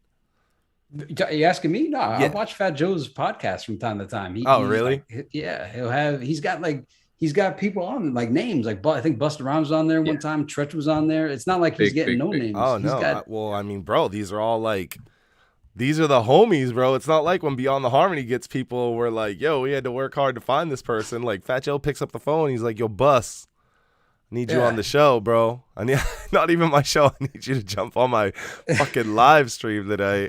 And it's like, how much prep? This is what's crazy, right? How much prep do we put into a show? It's insane. Like I need a whole day to prep the show. Yeah. Fat Joe's just lived it. So he's not playing anything. He just gets him on there and starts talking, which is it's wonderful. Okay. Here's how I know why I've been watching. He had Busy Bone on, and he's asking Busy all kinds of stuff like hotel stories and behind the scenes stories, to the point where Busy's like, "Yo, man, we're not doing this on video or something." So it's good. It's good stuff. And another thing Fat Joe did for a short period of time. Did you ever see Fat Joe do his like stage self-help, self-guru motivational speaking? Oh yeah, that was impressive. Yeah, you see he's that? an impressive guy. No, you got to check it out. Never seen it. Whole nother level of Fat Joe. Like it's funny that you mentioned that he may have like a talk show. When you see him do his live motivational speaking, you're like, wow, man, Fat Joe's really dynamic. So, and to tie this back to Bone, Fat Joe's done plenty of stuff with Bone. And I was watching the Herbert Fleshbone documentary, and I had totally forgot that Big Pun's first feature was on THUGS. And that one doesn't get enough celebration. The fact that Fleshbone's album was the first feature Big Pun was on outside of Fat Joe. So props to Flesh for bringing Big Pun into the feature game. I've been saving this, what I'm about to bring up, for the end, because much like when we do a question of the week, I expect this to eat up the duration of the evening. So I hope you're ready. I hope the chat's ready. It's about to get heated. Let's get ready to rumble. Recently, the internet watched the LOX absolutely destroy Dipset in the verses, at least in the opinion of most of the internet. It has been a thing that has been so rocking to the internet that even John Lippy, who doesn't look up any hip-hop shit except for Bone, has heard about the LOX versus Dipset. This is a big deal. Versus has been going on since COVID. Swiss Beats and Timberland coming up with the idea to keep us busy during COVID. It's evolved from two people calling each other on a live stream and playing songs back to back to full on almost exhibition boxing match in the middle of New York. And I recently saw that there was a call out by members of Bone to the Wu-Tang Clan for the best group of all time. Bone versus Wu-Tang. There is no official word if this is going to happen, but if I'm Wu-Tang and two members of Bone have called me out, I'm not letting Bone call me out. Let's talk about the chances of this happening, and let's just kind of talk about what happens if this does play out. I also just want to put in there that an unofficial versus between Crazy Bone and DJ Paul was supposed to happen in that traditional sense of just them on a live stream together and them playing songs back to back. It didn't happen. People told me the reason it didn't happen was Swizz reached out to them and said, yo, let's not do it. Let's do an official versus 3-6 versus Bone. And then that was the last we've heard about it, and it hasn't happened. And now we see Bone calling out Wu-Tang Clan. What do you guys think of that? How does it go? Is it beneficial for Bone if they all do it live, or would it be more beneficial to Bone if it was in the old style of just playing the actual songs back to back? You want to go first, Matt? I think I don't think it'll be the old style of just back and forth and back and forth. I think real quick before I dive in, I think one of my top 1 or 2 or 3 lockdown highlights was the Ghostface Raekwon versus. I don't know if you guys saw that one, of but course, yeah. after Bone Thugs, Ghostface is definitely my spirit animal. So that I just smiled that whole, like, I remember I got pizza and just chilled and watched that, and I watched it again later. So um, that was a lot of fun. So anyway, back to the subject at hand. I think um, Oh, did I just lose? Did I lose Matt? Matt's frozen. Matt's audio is gone. Matt's gone. Matt. The world didn't want Matt's input on Bone versus. I assume he'll be back in. John. Yeah. Bone Can you still versus. hear me? Just so I can hear you just fine. I'm sure. Matt's back. Matt's back. am I back? Back Matt. Back Matt with the Matt back. I can hear myself. There he is. Matt's back. The Matt back. Oh, it says internet is unstable. Oh. Unstable. You're unstable internet. That's Chris Calico. So I'll try again. You guys hear me okay? Yeah. Yep. I just want to point out real quick in the chat, Justin Mayo said, Tretch said that if Naughty by Nature did a versus, he would want to go against Bone.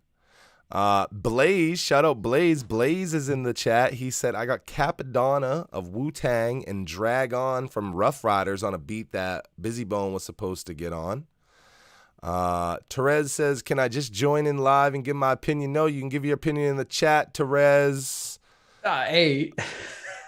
At some point, wait, I want to leave that door open. We will do a call-in show at some point, but I told everybody in this season during the interviews we're not doing call-ins. So I can't break that rule for one, or then I'm breaking it for everybody, and then we're naughty rule breakers, and I don't believe in that. All right, well, Therese, rules are meant to be followed. For the next 3 dope boys in a Cadillac, save it and bring it. Cray says in the chat, Bone doesn't perform well live, in my opinion, so I think it benefits Bone to do the old school versus way. Cray always cups the mic and sounds muffled. Wish just yells really loud. Busy is usually all right live. So we'll talk about the live versus live aspect just based on that conversation, because I do think that that's an important thing. We've had a question of the week kind of surrounded around Bone and their live. John, I know that you didn't see the Dipset Locks live, but it was basically both groups on stage. There was a excessive amount of shit talk between the Locks and Dipset. If that type of thing continues, Wu-Tang, New York, I definitely think that you can get some shit talk out of Wu-Tang. Crazy Bone's not a shit talker. We know this. But certainly Flesh, Lazy, Wish, even Busy. If Busy was there, I can see that. Does the live aspect of versus affect this? And if it happens before 2024, do we believe Busy Bone plays a part in this if it was to be accepted? That's the only way that this battle happens, is if they got Busy. If they don't have Busy, they shouldn't show up. And Busy's gonna just, not only that, I want them to nominate Busy as the captain of the team to get everybody into shape to go into battle, because we know Busy battled Jay-Z and defeated him so bad that Jay-Z didn't even reply. He just paid up. So Bone can't I'm not saying that Bone can't hold it on their own, but you want to bring the warrior Busy to the fight with Wu-Tang. This is what they've been planning for, it seems, because when I saw them do the Death of Auto-Tune and do the 12-minute cipher, or the 25-year cipher, I was like, they must be trying to get in shape to do some kind of hip-hop thing. And if it wasn't for this, then I don't know what they were doing it for, because that was kind of like out of their lane. And then you seen Fleshbone do that song over the Beastie Boys Paul Revere beat. That was some real hip hop right there. So it looks like this is kind of where they want to go with it. And they're the ones that are saying that they want the fight with Wu-Tang.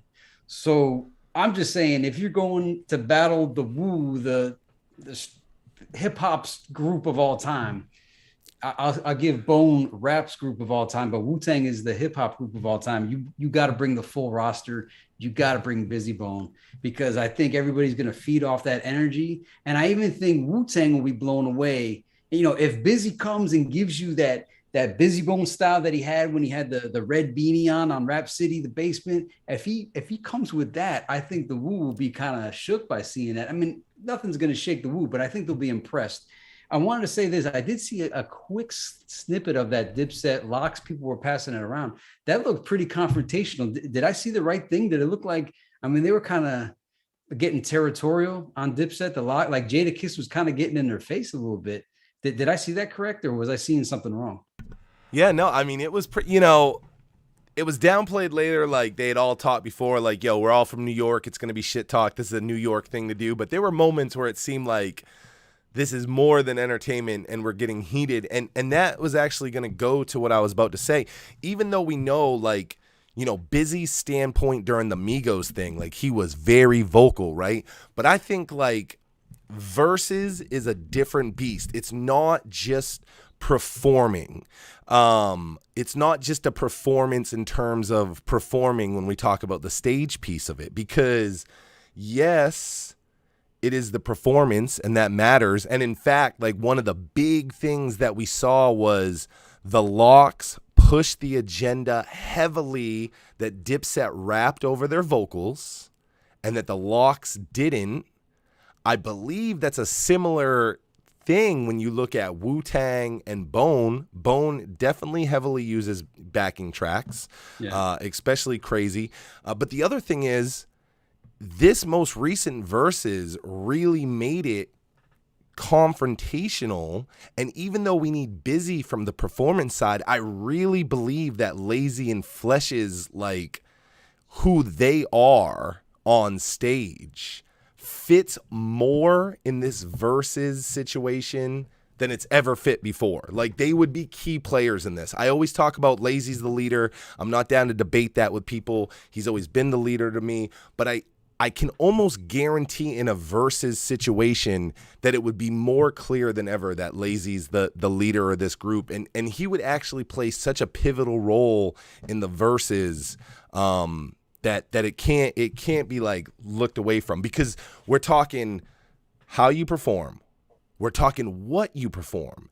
The order in which you perform it is important. You can't come with all the hits at the beginning.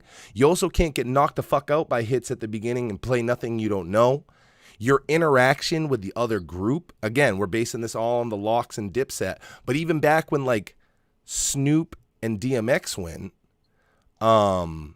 even when they went back like X was like, yeah, I had to loosen up because at the beginning it was like, it's a battle. And he's like, I'm a battler. And get Snoop. So it's like that has been brewing and brewing to this point in Versus that I think that in a way that just the Bone live show, certain factors don't matter as much. All the little pieces of every single member are going to matter more than ever in a Versus. Yeah. Did you see Lazy Bone on Wild 'N Out? Yeah. Where it was kind of like that back and forth, like Big Ham did with Achilles back in the day. Yeah. So he's the I was leader, really bro. impressed. Yeah. And you never know. There's all different types of rap competitions, right? So as you were pointing out, there was just playing the songs, and then it's evolved to what the Locks and Dipset did. And I think from what I've seen from that format, I think that's really what people want to see. That's like a boxing match of rappers battling. And it's almost something that I always wanted to see as a kid with famous rappers. You always would see it with up and coming rappers, Rap Olympics, this, that, and it. But I wanted to see it with the real deal rappers. Like everybody used to want to see Big Daddy Kane versus Rakim when I was a kid, and it never happened. I think Kumo D might have done one versus LL. And to see and let me just point this out. Bone versus Wu-Tang the only way it makes sense is that it's the two last standing mega groups. But I think Bone versus 3 6 Mafia makes more sense. Like they're the same weight class, they're the same genre. Yeah. Like that's my preference in this would be Bone versus 3 6. And I think it's most fans' preference because there is actually so much history there. With the exception of like the Bone Wu-Tang fight and shit, like the existence of history there isn't the same. And for us, Bone verse 3-6, Bone verse 3-6 helps us answer 20 plus year old questions, whereas Bone verse Wu-Tang is more for hip hop. Bone verse 3-6 is for us. You know what I mean? Yeah. Like that, it's different. So I can see where Bone would want Wu-Tang instead, because it's like Wu-Tang is so cherished by hip hop that it's like, yo, if you can slay Wu-Tang, what the fuck is there to even talk about with 3-6? Whereas if you slay 3-6, it's still like, well, don't forget there's the 9-headed beast called the Wu-Tang Clan. Yeah. Yeah. What I had wanted to do earlier on, and I brought it up to you, you're like, man, let's not do this. But now that Bone and Wu-Tang is going, I had wanted to do kind of like a cancel out kind of thing where we put the 9-10 members of Wu-Tang, depending on how you want to look at it, and then Bone pluses your 5 favorite Mo Thugs or your 5 strongest Mo Thugs affiliates, the Life, 7 Sign, 10 versus 10, and just this kind of like we did with the brackets where, you know, we had these songs face off against each other. And I'm not saying we got to do that right now, but just think of the thought experience. Oh, if you want to, I'm down for poor Oliver. What time is Gates coming in? You missed him, buddy. Gates has been here and Gates has been gone. You're gonna have to peep that replay, buddy. This is all the aftermath. If you're here for Gates, Gates has been here. He's dropped bombs. He's been gone. You missed us, Oliver, premiering a track by Young Gage and Crazy Bone called Different Odd. Don't worry though, we're dropping it tomorrow on the channel. Poor Oliver. Don't worry, there's a replay, but we're talking this versus. Yeah. So now I guess the first question would be, this could even go for everybody. The RZA versus DJ Unique. Who you got? That's a total, it's a preference thing. I know everybody expects me to just go Wu-Tang suck a dick, Bone for life, but I don't know if you guys know, like, I'm a Wu-Tang fan, not like I'm a Bone fan. That would be unfair to say I like Wu-Tang as much as Bone. But I am a big Wu-Tang fan, and I've done shows with Redman and Method Man. I've done shows with Capadonna. I've seen all of Wu-Tang live. When I saw all of Wu-Tang live, I just told John and Matt this story, but I'm going to tell the brief version. When I saw Wu-Tang live, it was incredible. I think every Wu-Tang affiliate that ever existed was there. They did all their solo albums before they even touched a Wu-Tang song. Method Man was crowd surfing. RZA was throwing out Grey Goose. ODB was in jail. And when Triumph came on and everybody heard that sound clip of ODB, y'all motherfuckers thought you wasn't going to see me? I thought there was going to be a riot. I feared for my friends and my safety when ODB's voice came on. And that's a factor in this verses to think about too, is that there is no ODB. Capadonna was kind of like the 5th dog in this situation. He was the 10th dog. And when ODB died, it was like, okay, now he's like official. He was like unofficial before. No ODB in this. Who's to even say all 9 members of Wu-Tang show up? They've had their own waves along the way as well. But I would assume that the 9 members of Wu-Tang all show up for this. So you've seen them live. What was their live performance? All that, was it? It was fire. Notch? It was fire. It was fire. I mean, but again, this is ODB's alive. He's in jail. So it's like, I haven't seen them since. I've seen Redman and Method Man a few times since, and it's incredible. Yeah. I don't know if they try to sneak fucking Redman in here. He's always called himself a member of Wu-Tang as well. But, that's still incredible. I haven't seen them for a while, but I mean, I've booked Capadonna 2 or 3 times, and even Capadonna by himself was a great show. When I saw Wu-Tang live, though, it was really good. They were all killing it solo, but when they came all together like Voltron at the end, and the 9 of them, because they had Cap with them, it was really good. And I don't remember them rapping over their vocals. And there's something about 9 microphones and everybody, it's yours. Bro, I'm just telling you guys, because I just saw somebody say Bone would destroy Wu-Tang.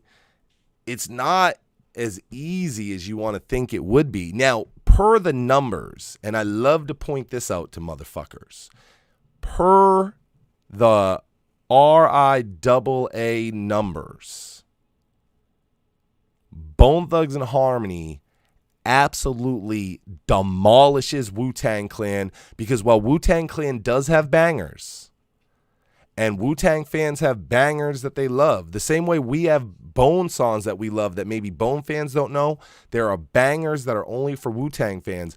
But in terms of singles, Wu-Tang doesn't have hits. They got, like, the biggest Wu-Tang hit is Method Man and Mary J. Blige. Wu-Tang does not have hits as the Wu-Tang Clan.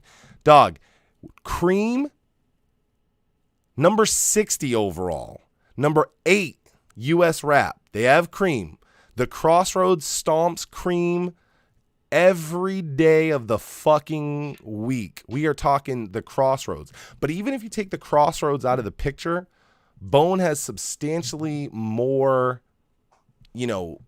songs than that. I think the closest thing after that was Triumph, number 6 on U.S. rap. I don't even know if it charted in U.S. overall.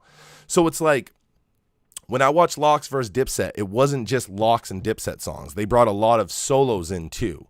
And that plays an interesting factor in this as well. Is it only Bone and Wu-Tang songs, or can they bring these solo tracks in?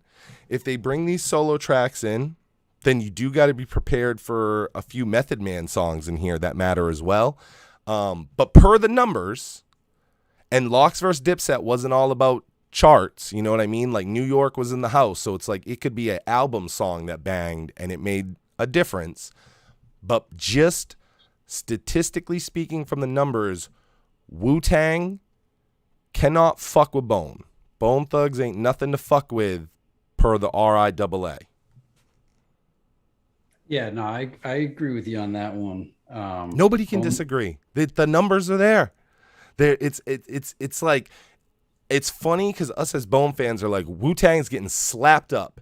And I saw blogs posting about it, and people were trying to laugh off Bone. And I was just like, look, dog, you can throw up the W all you want, but the numbers are there that Bone slaps the shit out of you in terms of sales. So let's do this. As far as singles and stuff. So if we cancel out the 36 Chambers, the first album, with Eternal, and we cancel out Wu-Tang Forever with The Art of War, so we just take both of those albums out of their bodies of work, right? Bones got them. Because outside of those 2 albums, I mean, okay, what is Wu-Tang's biggest hit? Gravel Pit, outside of let's take a look. I'll tell you right now. And here's what's interesting about Wu-Tang, I'll say.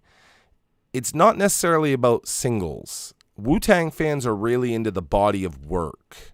So it's like, it's about the album that single came from. It's like, there's not like a overabundance of charting singles that came out of Wu-Tang Forever. Okay. Like I said, Triumph did number 6, but the closest thing after that was It's Yours. But that album is like highly revered by hip hop, even though it didn't necessarily have singles that were going number 1. It looks like Cream overall may be their big one. It's got a gold record from the RIAA. And that, I don't remember the mystery of chess boxing seemed like it was always in the top 10 when I would watch like Rap City top 10 countdown. Doesn't chart, doesn't have a plaque, doesn't even fucking chart. and not even Method Man, the song METHOD, man, like that one is not, that didn't go gold or anything. Number 17 on the US rap. Wow. 69 overall. So it broke top 100. No plaque. Damn. All right, well, let me throw this one. Let me throw this out just while we're on it. Thuggish Ruggish Bone, gold. Number 2, US hip hop, 22 overall. For the Love of Money, number 4, US hip hop, 41 overall. First of the month, gold single, number 4 in the US rap, 14 overall. The Crossroads, I don't even need to give you the digits. You know what it is. 2 times platinum. Number 1 in every metric. Days of Our Lives, number 2, US rap. Look into My Eyes, number 2, US rap. Platinum record. Platinum. People sleep on it. It's a platinum record. If I Could Teach the World, gold record, number 3, number 27 overall. That's just in the first 3 fucking albums. They have shit after that. Change the World, number 2, US. I was going to throw this in there too.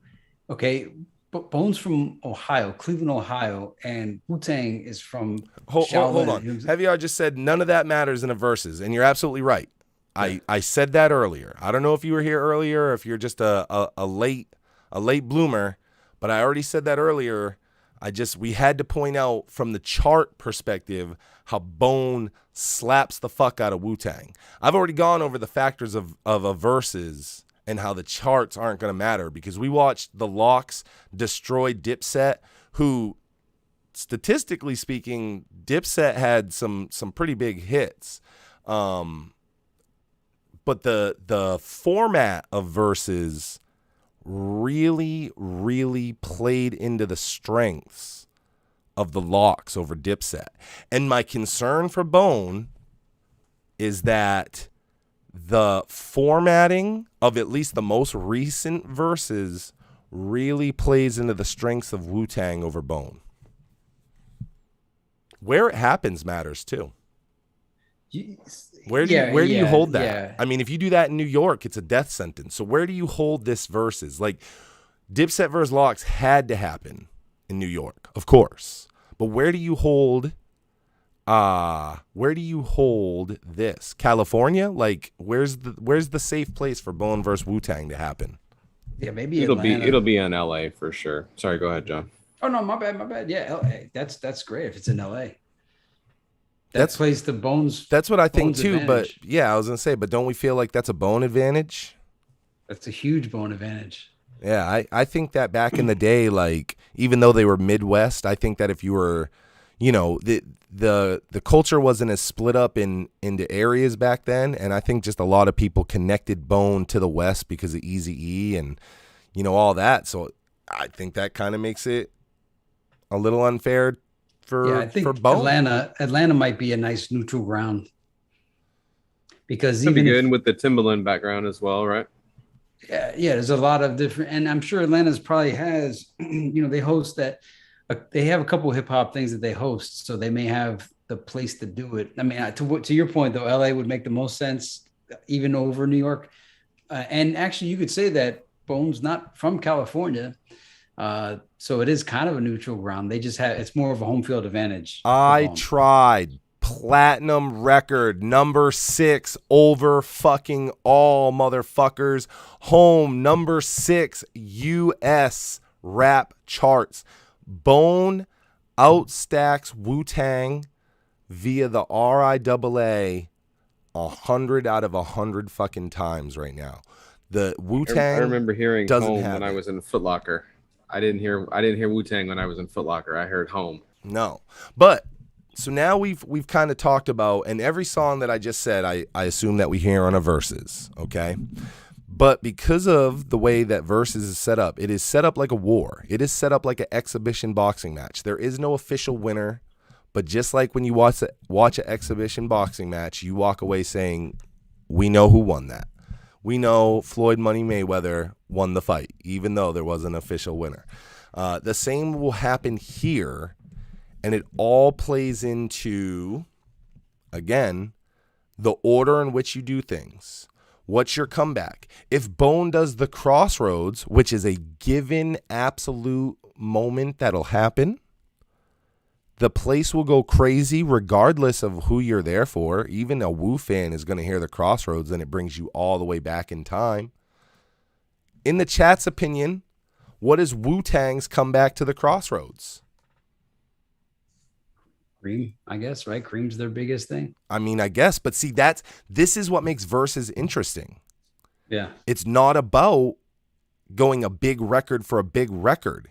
It's about going with a record that's similar to their record that outdoes it. For instance, Dipset did Welcome to New York City, Cameron, Jewels, Jay-Z. Jay, of course, wasn't there, but it's a really big record. Immediately, the Lox turns around and does New York, which was Fat Joe, Ja Rule, and Jada. Okay? It was imperative that the Lox hit with that after Welcome to New York. If that would have been in somewhere else in the cards, it doesn't hit the same. They did a New York record. The Lox had to come back with a New York record. So Versus is interesting because you could do a top song that could win you the fight, or you could put it in a place where it's absolutely doesn't fucking matter. Yeah, it's so different though, because just picture this, right? So Wu-Tang does Cream, and then Bone shows up with Crossroads. Well, I don't think they would do that because Bone has. What would Bone bring? Like what would Bone bring? Besides Notorious Thugs, there you go. Boom. You just said it. Why not? Notorious Thugs. And if Notorious Thugs doesn't spank Cream, like Biggie. Fucking Biggie. Yeah. Yeah. And they could do Thug Love. Yeah. So they got Thug Love. Therese says No Surrender. No Surrender. Yeah. See, okay. Willie Bear just hit it. Yes. Willie's right. They would do For the Love of Money after Cream. Why would you not? It's a money song. It's a money song. For the Love of Money is super known. Why would you not follow it up? Because again, this is all counterpunching in verses. Yeah. It's not just about outstacking. When I think it was Javier, whoever, when they said that's not how verses works. He's absolutely right. You could come out with your best 10 songs as your first 10 songs. But it's not how you start, it's how you end in this. Is the origin of this from when Flesh was in that interview recently where he said that their catalog blows Wu-Tang's catalog out the box, that Wu-Tang could do a few songs, but Bone Thugs can perform like 30 tracks and the whole crowd will know everything? Is that where this came from? Patrick, you're only basing that off like the most recent one though, right? Because it's like Versus did start in a manner that wasn't like what's evolved into. And I don't know if you caught it at the beginning, but we talked about the format of Versus and if it's more of an old school just playing the songs format versus them doing it live in front of an audience. All these factors matter. The Versus format. You are right that charts don't matter unless we're looking in an older format. And then if you're just sitting back hearing the songs back to back, and you remember, oh, this was from the radio. This was from the radio. The charts can matter. So it's all about the format, in my opinion, of how it's done. But I will say, yes, if it's done the way the Lox versus Dipset was done, which is how I would want it done, the charts won't play as big of a role. Dipset and Lox were throwing out album songs the whole night. So here's a versus question for you. This is for Matt, for Cecil, for the audience.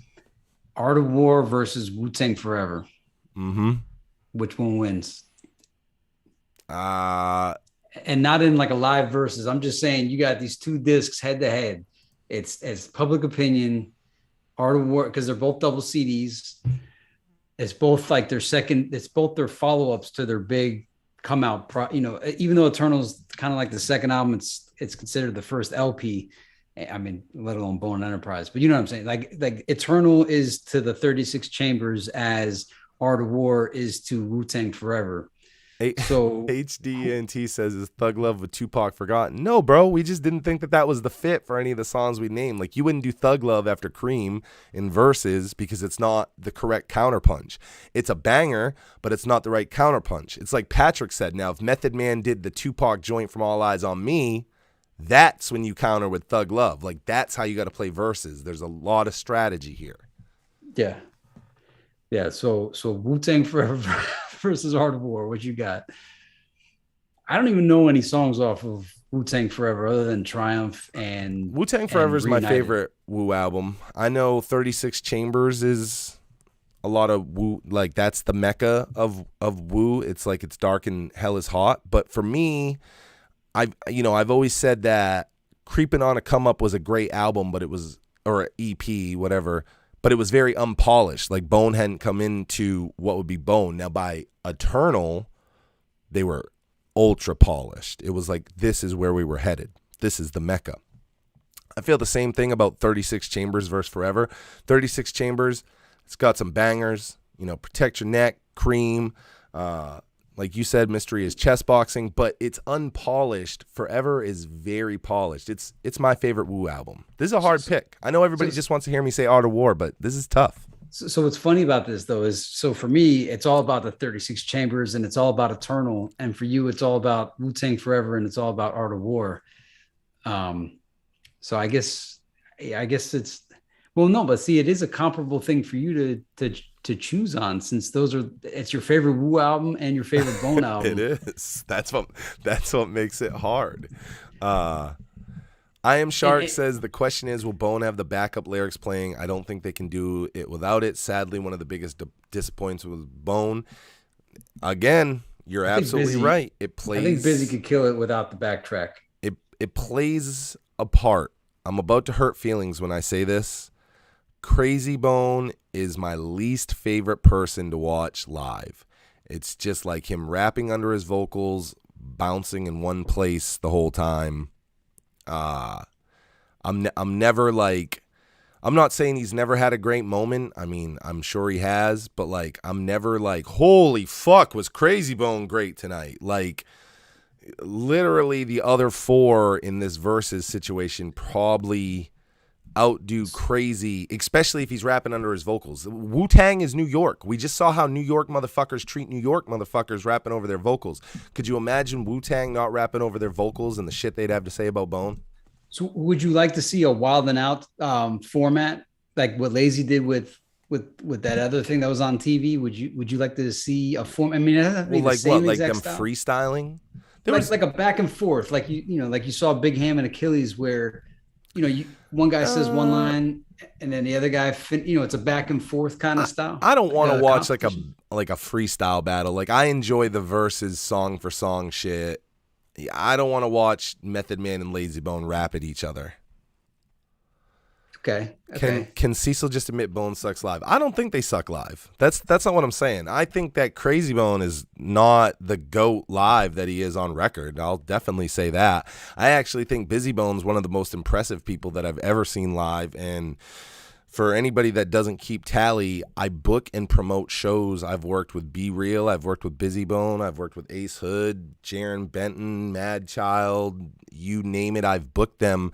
Busy Bone's one of the most impressive people I've ever seen. I think Lazy and Flesh have charisma together, especially, that is like totally different. We've talked about Wish is kind of like the general on stage. He really commands the crowd, which is important. So I think Bone is great live.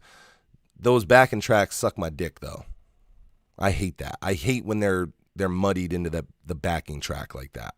And sometimes that's like the sound engineer just like, not doing his job right. But Bone loves those backing fucking tracks, and that's a fact. Yeah, no. If Bones to agree to this, no backtrack, and in my opinion, you got to bring Busy to the fight, and I think that brings out I think if Bone had the chance to go against Wu, I think they would perform in a way that we never saw them perform before. I think they would have to bring not just their A game, they'd have to bring their A plus, never seen before, even beyond coming out with Flow Motion when Strength and Loyalty came out. It's got to be peak level to go against the Wu. I think they got something. Maybe not Wishbone. I don't know how Wish would do. Wish didn't even seem like the cipher, but Flesh. I think Flesh wants it. I think Busy wants it. I think Lazy wants it. I don't know about Crazy Bone, but and it's funny that I'm kind of in the same boat. Like Crazy's my favorite, but I think in this kind of arena, I think that's where Busy, Lazy, and Flesh would shine the most. But I would love to see Crazy shock the world and smoke everybody. Could you imagine just no backing tracks and Crazy just makes me eat I would never be happier to eat my words than if there was no backing track and Crazy just came out and flipped it. No, that would be killer. I would shut the fuck up and apologize happily. So now, which if Michael Buffer was there, which do you think Michael Buffer does better? Because both groups have the roster that you love to say, right? It's Crazy, Lazy. Michael Buffer did the announcements for Dipset and the Lox. Oh, he did? It sucked. It sucked? It sucked. Yeah. But he didn't give a fuck. You could tell Michael Buffer was like, give me my money and Dipset. That's actually pretty cool. But imagine if he says, Rake, the RZA, the Jizza, Old Dirty Bastard, Inspect the Deck, Raekwon the Chef, You God, and Ghostface. Like if he does that and then he does Crazy, Lazy, Busy, Wish, Flesh, which intro shocks more fear, or which one rings better? Because there's so many similarities between the groups, right? They got their logos. I mean, that's another one. Which logo is better? Epic logos. Epic. Bones logo, Wu-Tang's logo. Which wins that one? Epic logos.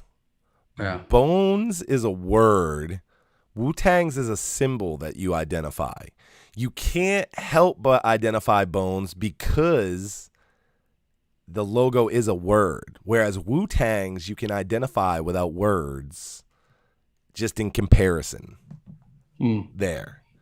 So, So besides, all right, if we're trying to go 9 versus 9, right? So because Wu-Tang's got 9, you could replace Old Dirty either with Old Dirty's kid or with Capadonna, right? So it would be Capadonna. They've basically said like they fifth dogged him, okay? Like, No, Young Dirty Bastard has been on tour for years with them. No, he has for sure. But in this situation, I think that maybe YDB's there. By the way, I've booked YDB as well. I think people want to see White. I mean, not that they don't like Capadonna, but like if you're a Wu-Tang fan, even though you might want to see him. But what I'm saying is, it's like get to the fight. Capadonna is Wu-Tang. Is all I'm saying. Like it wouldn't be debatable. Like, do we bring Capadonna or YDB? I think the only thing would be, do we bring YDB as well? All right. Well, okay. So let's just say they have 9. They're not going to have 10. They're going to have 9. Right. Okay. People know Wu-Tang is having Bones only going to have 5. I know what you're going to drive at. You want us to talk about them bringing Soulja Boy and shit, but they're only going to have those 5. But like for DraftKings, right? Who's your 4? Right. So obviously we want to bring. It's not going to happen, but let's just say we want Soulja Boy, right? To even it up, like to make it 9 versus 9. Yeah. So who are your 4? What 4? And this is for both of you guys. Which 4 do you bring outside of Bone Thugs and Harmony? Well, because this is fucking stupid and not real, I'm gonna say Tombstone because you bring Tombstone, you bring Soulja Boy. Yep. You bring in Kane for like a Wu-Tang battle? Yeah. Because Kane, like, I don't know if you didn't hear Chasing the Devil. Kane's got like an acapella thing that he's just killing with. Therese says Majesty. Oh, shit. Yes. I mean, Majesty helps even up the New York. Yes. Majesty. All right. Yeah, Majesty's definitely on my chart. All right. Soulja Boy, Majesty. We got 2 more. Okay. Soulja Boy and Majesty. Do you agree with Majesty? Because I think he would kill it. I think that's a pretty good pick. I mean, just, off top like this, I think that's a great pick. Matt, you got somebody from the affiliates that you want to fill in the spots to make 9? Shatasha. She's only got that one song. Nothing is going to rock the house more, besides Crossroads, than Thuggish Ruggish Bone. everyone knows that song, and it's I think a big piece that didn't get discussed is brand recognition. You guys talked about logos, but let's face it, whose shirt is sold at Hot Topic and bought by 14-year-old white girls? It's not Bone Thugs and Harmony. But no, that come on. I mean, you got to give Wu-Tang their dues, and you're right there. I mean, the Wu-Tang logo, even today, is still red hot lava. I see kids that don't know what the fuck Metallica is wearing Metallica shirts because of same thing. And this is the same thing. Good Life said Thug Queen. That's a great pick. So Shatasha for Thuggish Ruggish Bone, they need that brand recognition to try to fight back. And I think that's it. So, but besides that, I was also going to say Majesty, but I really like Kane. I don't think Kane gets anywhere near the amount of credit he gets for how talented of a rapper he is. And the fourth one, I like surprises. I would love to just have a special guest surprise.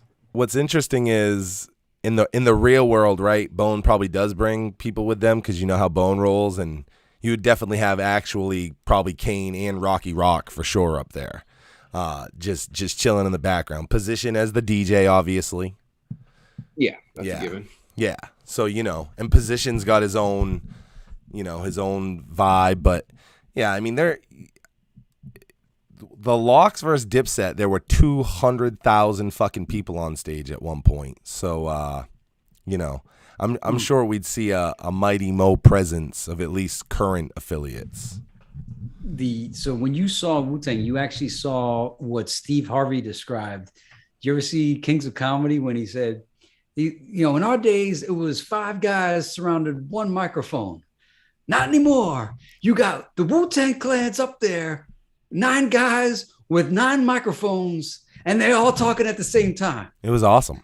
It was awesome. It was awesome because they... I haven't seen them as Wu-Tang Clan in fucking... I was in high school when this happened, right? So I'm about to be 38. I was probably 17 when I saw Wu-Tang together. But at that time, they were a polished machine. So, that was a place of power that they were all, doing that and backing each other up. And I'll also say that was something that was very notable by people about the Lox versus Dipset was how well the Lox knew each other's shit and how well they backed. They were like, Jadakiss knew every word of every song. Styles P could have fucked his whole verse up and said nothing, and Jada could have rapped the whole thing like it was his. I do believe that Bone, and I'm not saying that Wu-Tang isn't, but I do believe that is something very accurate about Bone. Like, they seem to really know each other's shit for the most part. Well, yeah, but here's the next factor that I don't know if Flesh is considering. Who's got the grudge, and I think it was the RZA that publicly was upset against Bone Thugs when Bone won the Grammy for the Crossroads, and he thought Wu-Tang should have won it. And he was like, Bone's not even part of hip hop. How the heck did they win? Yes, I forgot about this. Yes. So, Flesh is fired up, but, RZA's been mad for 20 plus years because that Grammy is sitting in Bone's camp and not on the Wu's shelf. I don't know if Wu-Tang would have won the Grammy over Bone anyway, but that might have just been in the RZA's mind. But as far as popularity in hip hop, Wu-Tang was probably more popular. So I'm just saying, RZA's got a bone to pick. He's got something to get off his chest. He's got the chip on his shoulder, and I don't know. I think the RZA wants it more. If they want to sell it, they should try to get in contact with RZA and throw that battle against them. Because we know Bone will sign on, right? Or at least Fleshbone wants to sign on to this. Now it's up to Wu. So somebody else said it too. Who in the chat remembers? Was it Lazy? Did Lazy also say something? I think Flesh said it, and one other person said something about it. Can you imagine, like, the other Bone guys are like, "Yo, whoa, what? I don't want to battle Wu-Tang." But we know Method Man. I truly don't think it's a Crazy Bone thing. If I'm being 100, like. I think Crazy Bone was down to do the traditional, let's DJ Paul and me get on this live stream and play songs back to back. Like, I don't think that this is something that fits Crazy Bone's persona to me personally. This versus format that we just saw, I don't think this is Crazy Bone shit.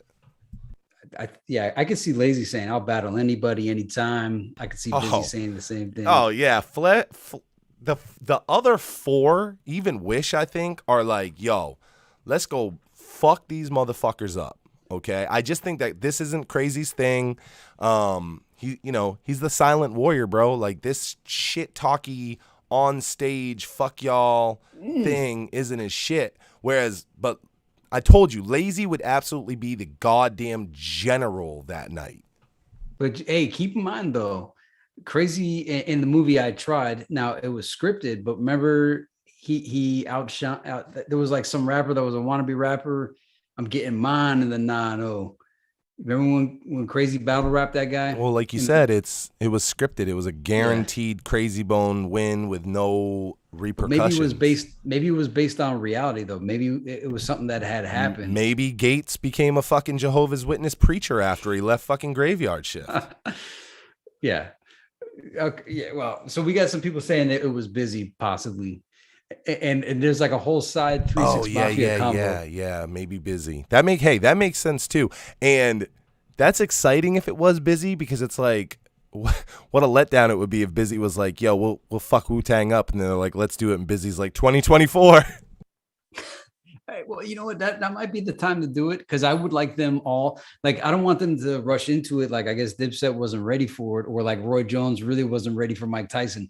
I want Bone to be ready for Wu-Tang. I want them to be physically fit and maybe even find 4 guys to bring to the battle. If they're gonna do it, I want Bone to really be in shape to go against the Wu. And what I did notice, I had been saying to you offline that when I had seen Wu-Tang perform live, the only guy that was in shape was Method Man. Well, I seen a recent Wu-Tang performance. It was only 5 Wu-Tang members, and it looks like Method, after that concert where everybody was out of shape, I think he got with 5 of the guys and said, hey, you guys need to hit the gym with me. Because I've seen a few of them, they actually looked like they were in shape versus the previous time where everybody was sitting down and Method Man was running left and right on stage. So a couple of the other guys, it might have been I forgot which guys it was, but a couple of them actually are in shape now. So, and you need to be in shape for the endurance. And I learned that from watching, believe it or not, Will Smith perform a whole concert, dancing and everything. And by the end, he still had the energy level to do it. Although I guess you could say DMX was in shape to do heavy energy concerts front to back as well. So, because, once that stage happens, you got to be in shape. And Crazy does have that song, Stay in Shape, though, right? So good. I just want to make sure they're prepared to go against the almighty Wu-Tang. Here's something I'll bring up that you may not have been familiar with because you didn't watch it, John. And I don't know how much Matt saw, but something that I said played a huge part in Dipset versus the Locks. Dipset, they had their time where I would literally say they ran New York. The Dipset window, while it wasn't very long, I mean, even John remembers, I was a Dipset fool. Everything they did, I was like, Dipset does no wrong, John. Yeah. They had their window. But after that, they also had a lot of fucking issues. Internally, Dipset is broken up multiple times. They've been very unfriendly with each other at times. There's been a lot of fucking issues. And I think that this showed in their stage performance because they didn't have the time together, like touring and whatnot over the last decade or decade and a half that Locks had. Like, Locks hasn't had those issues.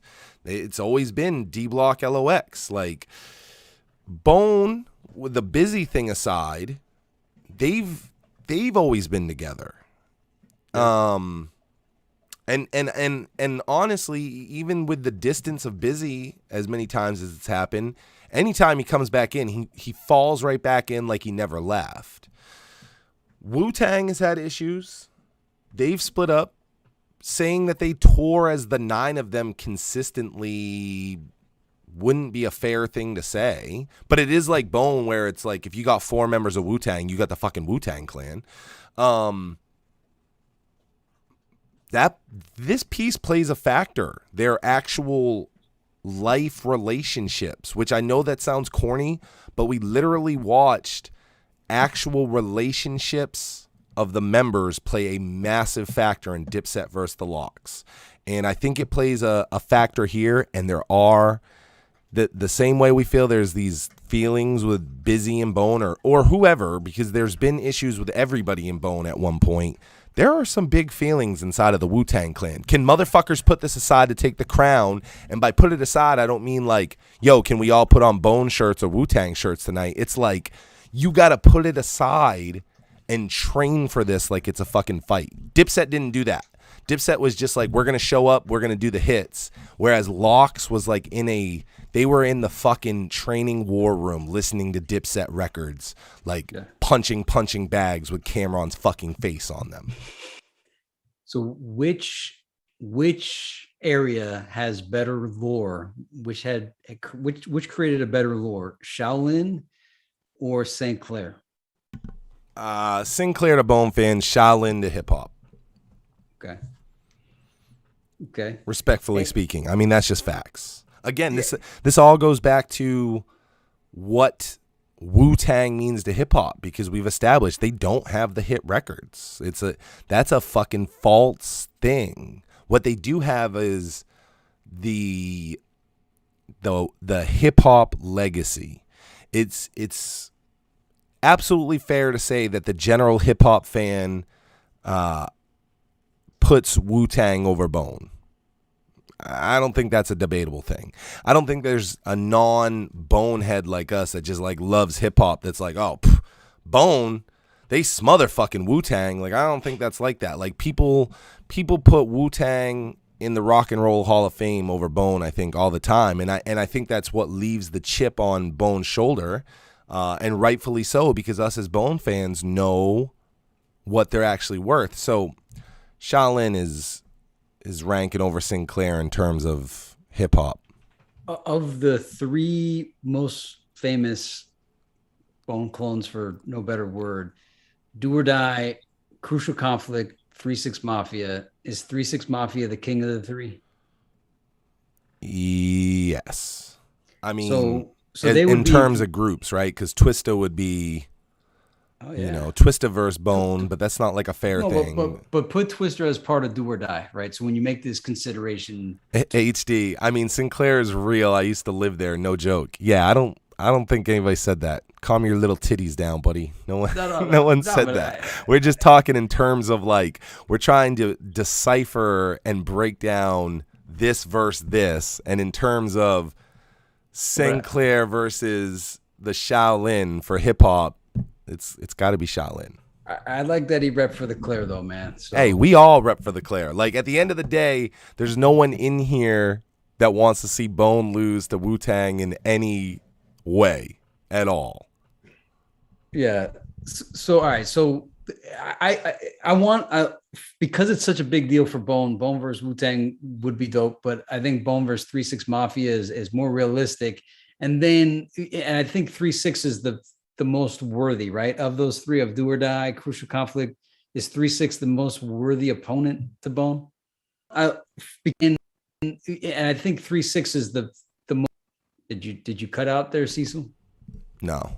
Oh, okay. I just thinking it looped my. I accidentally clicked the wrong thing, so it looped your audio like continuously in my ear for a second, so I couldn't catch it all. Okay, so I'm asking is 3-6 the most worthy clone opponent, or is Do or Die, or is Crucial Conflict? Like, who of those three is most worthy to be in a versus Bone? HD just wants me to acknowledge that Shaolin is imaginary. Yes. Well, it's Staten Island, right? I absolutely agree that there is no Shaolin, New York, but you know that's code for Staten Island. And so again, we're just, hey, good for you, buddy. I'm not agreeing with you on this one though. Hip hop is gonna go with Shaolin, Staten Island. I believe yes. 3-6 is, in terms of versus history, what each group means to hip hop or rap. Yeah, 3-6 versus Bone is the best verses, and I think it's the best one for the fans too. Like Bone versus Wu-Tang is the best for, I think, Bone, because if Bone was the win, then it proves what we've all said for 20 years. But for us as fans, I guess, I think 3-6 versus Bone is absolutely like the best verses we can get. That's the one I would want the most, because that's like mega closure. Yeah, that is a battle that people wanted to see over the years. Everybody always wanted to see Bone versus 3-6 back then. Maybe not now. Everybody's made up and everything's fine. But I think that was the top billing bout. And I think Crucial Conflict versus Do or Die, even though I don't think they ever had beef. But, whereas 3-6 and Bone actually had beef, that's what makes it kind of interesting to watch. And then I guess the undercard would be Do or Die versus Crucial Conflict, just to get them some work. Like if there's an undercard, that would be a cool pregame. But let me ask you this one. Because here's another comparison between Bone and Wu-Tang. Which affiliate crew is better? The Wu Syndicate plus all the Wu-Tang satellites, or Mo Thug, Seven Sign, The Life, Harmony House? Bone affiliates are eons, but I had to sit through that fucking Wu massacre of fucking affiliates before they came out, bro, and I was just like, this is killing me. Like, you got your money's worth at this Wu show because you got all the local openers, then you got every motherfucker that's ever had some sort of variation of that Wu-Tang logo attached to them. Then you got all the Wu solo shit. Then you got the group. And I sat through them, and most of, I'm not going to say them all, but most of the Wu affiliates that I had to sit through were just your standard New York, uninteresting motherfucker. Oh, okay. So here's a question. This is from HD. He's got a good point. He doesn't see 3-6 as a worthy contender. He sees Outkast as a worthy contender. So then, but let me throw a caveat. I think we're in the same situation we're in. Like, what the fuck does Wu-Tang or what the fuck does Bone and Outkast? Yeah. I used to compare them a lot when in the Creeping on a Come Up era. I used to listen to Southern just doesn't playlist. feel like a foundation for that. But By the way, Andre 3000 may be like one of the best rappers ever. Like, maybe Andre versus Crazy Bone I would be interested in, but let me throw this, because obviously Outkast is just two guys, but they get to select three from Goody Mob to bring, right? Because Goody Mob, I always felt Goody Mob was kind of part of Outkast, and Outkast was always part of Goody Mob, to my mind. So 3-6 Mafia just did a reunion, HD. They just did one. Isn't one of the dudes, didn't one of them die from 3-6? Yeah, two people from 3-6, like the actual lineup have died. It was crazy too. They tried to pull like a little 3-6 reunion without Juicy J, and it didn't really work. Worked out for one album or some shit, but yeah, I seen one of them dudes on DJ Vlad recently. He's looking pretty old at this point. Probably Crunchy Black. Yeah, maybe it was Crunchy Black. Oh, and let me ask you this: is because I don't know. I've always Juicy J is always amused. Go say Outkast ain't fam no more, as motherfuckers are constantly talking about Busy Bone not being with the group. Let's be fucking real. Bone versus Outkast just isn't interesting to me in any way. Like, would it be a good versus? Yeah, because you got great songs on both sides, but that's so far out of the three that we've talked about, like, that one is less relevant. Well, just on the Outkast tip, because I think Outkast, people still want to see Outkast, right? So who would be a good versus for Outkast? Just and you don't have to think too deep on it, but when you think of Outkast, who do you think their contemporaries are? Is it 8-Ball and MJG? Like, who? Because I always think it would be 8-Ball and MJG versus UGK. Because I always saw like Bun B was the 8-Ball and MJG was the Pimp C. Like, do you see them the same, UGK and 8-Ball and MJG? or who do you put Outkast against? As far as Outkast versus fucking UGK sounds awesome to me. I would take that. That sounds great. I mean, I don't know if it's the official pairing that you're looking for, but when you just said that, I said, shit, I would take that right there. Okay. So we found out, I mean, we can't, Pimp C is no longer here, but at least that's who Outkast could have had. So I think you know, it's all too about I guess what they're trying to do. Like for Dipset and Locks, they were doing, you know, New York versus New York. But they had Snoop versus DMX, you know, and that's, you know, that's not. So it's all in like what they're trying to do there. And what I mean is you could have UGK versus Mobb Deep. They have nothing to do with anything. Like that's what's kind of fun about the verses, I guess, is that it doesn't necessarily need to line up from the way we're looking at it, you know. So would you prefer Bone versus Wu-Tang or Bone versus 3-6? 3-6, 100 times. But and I'll give HD the first point of the night that I'm going to give him, which is, you know, 3-6 Mafia isn't like a fucking like a thing like that. Like they've pulled a couple little reunions and shit, but like Juicy J is busy being Juicy J, whereas DJ Paul kind of keeps 3-6 alive. So DJ Paul versus Crazy Bone was more interesting than trying to put them in a group together, because there's going to be a lot of rub there just off of fucking Juicy J post 3-6 Mafia shit that wouldn't be deserved. You know, in this, like that rub that Juicy J's experienced after, like almost like the second life of Juicy J, is like it doesn't count in this battle of 3-6 versus Bone. You know what I'm saying? Like you got that all after this situation, but I think that it would be a determining factor. You know. So I don't know, because I haven't followed the rap scene for 18 years outside of Bone and Tech Nine.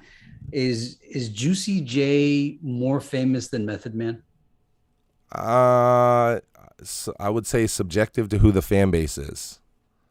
Well, so one of them had a syndicated TV show and one didn't. So they had 3-6 had a reality show, but Method Man had like a TV show with Redman. So Method Man's a household name. I loved that, but you know that show was like a monumental fucking failure that got canceled. Yeah, I know, but still. I loved it, by the way. People know who Method Man is. He's loud. Yeah, but Juicy J just recently experienced this like giant second life. I think it was connected to Wiz Khalifa or some shit. Like he just experienced this like top 40 new chapter that he hadn't experienced as part of 3-6. Not at this level. Wait. So let me ask this. And young kids. I mean, I can't say now because it's been a few years since Juicy J blew up, and he seems to kind of be not as hot. But like, there was a moment where there were like kids way out of the Juicy J range that love this fucking guy. So I seen that he did a pretty big song with Miley Cyrus at one point and with Katy Perry. Yeah. Did he perform with I don't think Miley Cyrus did the Super Bowl, but Katy Perry did. Was Juicy J part of the performance at the Super Bowl? Yeah. I don't think so, but I don't know. But I don't think so. Because this I feel like we would have heard of that. Because I was wondering about it. All right. Because I was thinking like, wow, how crazy would that be if Juicy J was in the Super Bowl? And the only reason why I even think of that is I think, and this, I haven't heard the song in like 15 years. Nelly on the song number 1, when he was dissing KRS-One, he said, "Until you top the Super Bowl, put your mouth on lock. Shh, I'm awake." And I thought that was one of like the craziest disses in rap because it fit the argument that I always wanted to see, because like KRS represents the real hip hop and Nelly represents the commercial hip hop. And it's all, you know, hip hop is all about battling and dissing. And so Nelly's like, "Hey, till you top the Super Bowl there, Mr. KRS, keep your mouth on lock." And I wondered, how does that fit in? Like, is that, because I thought from a business perspective, I was like, wow, that's an amazing diss. But you know, how does that work? Did that diss actually work? And if Juicy J was in the Super Bowl, Does that make him bigger than Method Man? Because I've never seen Wu-Tang perform at the Super Bowl. Well, in terms of being relevant, though, I would say Wu-Tang right now is still more relevant than Nelly, regardless of his achievements. And, he's one of the highest selling hip hop artists of all time, but who the fuck gives a fuck about him? Oh, also, you were around for this. I was working 17 hours a day. I didn't get to participate in life, but the Love Below Speaker Box by Outkast is listed as the biggest selling rap album of all time. It's my least favorite Outkast album of all time. How did that happen? Well, it was not made for you. It was not made for you. It was made for suburban moms. Both big songs from that, right? Because it wasn't a group album. It was a double disc, and it was 2 solo albums. Yeah. And each of them had such a, like you said, a suburban. I Like the Way You Move, and that, what the fuck was the Andre one called? I can hear him. Hey Ya. Oh my God. If I never hear Hey Ya ever again in my life as a human, it's not too soon. Like, Hey Ya was. This is one of my favorite rap. But Hey Ya is what did it for him. Okay. It is. And there's a lyric in there. Don't want to meet your mama, just want to make you come, right? So they turned that song into, what's that franchise where the little white kids rap lyrics, but like they turn it to a clean song? Oh, the Kids Bop. Something like that. That song is like, whatever, if it's Kids Bop, if that's what it is. If that is not the most triumph of rap ever to sneak into that and brainwash all the little kids, I love it. That's one of my absolute favorite rap stories of all time. But yeah, that song would be playing and moms would just be singing it and dancing in the kitchen, singing those lyrics, not even knowing what Andre is saying. So nice. It's that song. We're not supposed to like that song. So Method Man did the track with Fred Durst, right? And Limp Bizkit. Like, that was a pretty big crossover. It was the same time period as Hey Ya. Like, both of those songs came out. The Limp Bizkit, that was like the end of Limp Bizkit's reign. And what a shitty time.